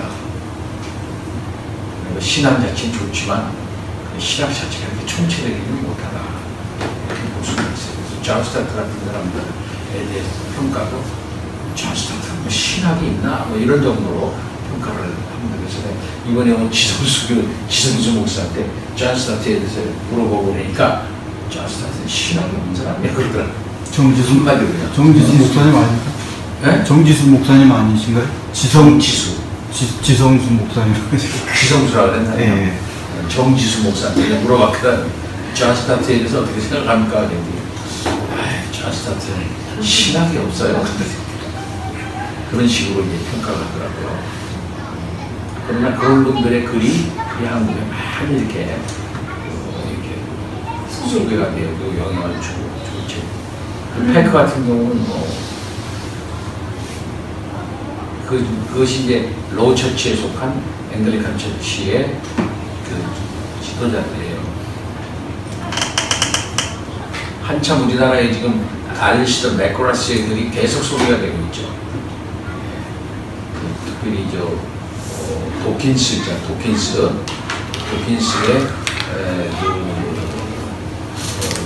견해를 비판하는 대표적인 복음주의자로 알리스터 맥코라스의 책이 이제 소개되고 있습니다. 원래 그 사람은 생물학을 하는 사람이에요. 생물학자 출신이에요. 자, 오늘은 여기까지. 근데 이게 지금 특정 종교의 역사에서 조금 다른 내용을 조금 보충하고 있는 거 아닙니까?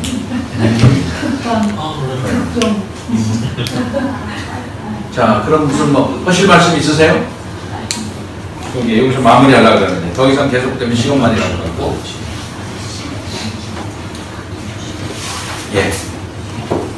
하실 말씀 없습니까? 셀비 칼사이가 특강 종교계 공부할 때 가톨릭의 등을 돌리고 성공회 그 수장령을 발표해가지고 수프림 코드 수장령. 그래서 영국 교회를 세운 사람이다 이렇게 말할 수 있죠. 자기 결혼 문제 때문에 이리저리 행동했지만은 사실은 있는 거 아니고 저것도 아니고 엄청한 마누라의 그 저게 쫓아서 이렇게 했다 저렇게 했다 이렇게 했던 사람이라 볼 수 있죠. 결국 자기가 개신교 신앙을 철저히 받아들여서 그걸 하는 건 아니다 이렇게 볼 수가 있습니다. 특별히 루터의 영향을 어떻게든지 삭감하려고 했던 사람이고 루터와 아주 좋지 않은 설전을 하는 사람이기도 하죠. 그러나 하여튼 헨리 8세로 인해 가지고 영국 교회가 섰고 그로 인해 가지고 영국의 캐톨릭 세력이 확 죽어드는 사실 아닙니까? 개신교의 개혁주의자들의 차원에서 생각합니다. 결과적으로는 캐톨릭을 브리튼섬이잖아요.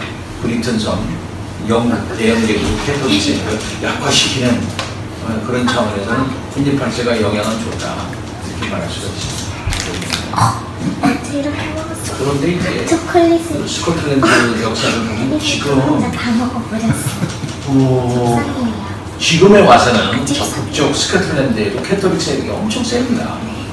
캐톨릭 신앙이 약해져가지고 캐톨릭 세력이 굉장히 세요. 스코틀랜드 안에서. 먹어도 되는데. 맛있죠? 재현이한테 하나만 줘봐요. 맛있어. 아니야. 스코틀랜드 종교 역사를 보면 재밌게 나도 나가야지. 할 수 있을 거예요. 하나님이야. 기도하고 마치겠습니다. 하나님 아버지 감사합니다. 영국 종교 역사는 정치적인 차원과 함께 진행이 되었습니다. 그 사이에 많은 개혁적인 생각을 가지고 있는 사람들이 고난을 당하고 죽음을 당했습니다. 하나님 아버지 역사적인 우여곡절 속에 위대한 주의 종들이 사역을 했습니다. 하나님 아버지 진리의 말씀을 올곧게 붙잡고 오직 성경, 오직 믿음, 오직 은혜라는 신앙의 모토를 가지고 나갔던 위대한 많은 선진들을 생각합니다. 오늘날 우리들의 신앙에도 이러한 사상들과 삶과 치열한 삶이 크게 영향을 줄 수 있도록 인도해 주옵시기를 바랍니다. 다시 일주일이 시작됩니다. 무더운 여름이 주춤하고 있습니다. 각자의 일터에서 열심히 일할 수 있도록 인도하여 주시고 건강하게 밝게 다시 볼 수 있도록 인도하여 주옵시고 여러 성도들의 가정을 지키시고 아이들을 지키시고 가정 속에서 하나님의 말씀을 읽고 배우는 일이 있도록 주님 인도해 주옵시기를 원하옵나이다. 감사합니다. 예수 그리스도 이름으로 기도하옵나이다. 아멘. 수고하셨습니다. 감사합니다. 감사합니다.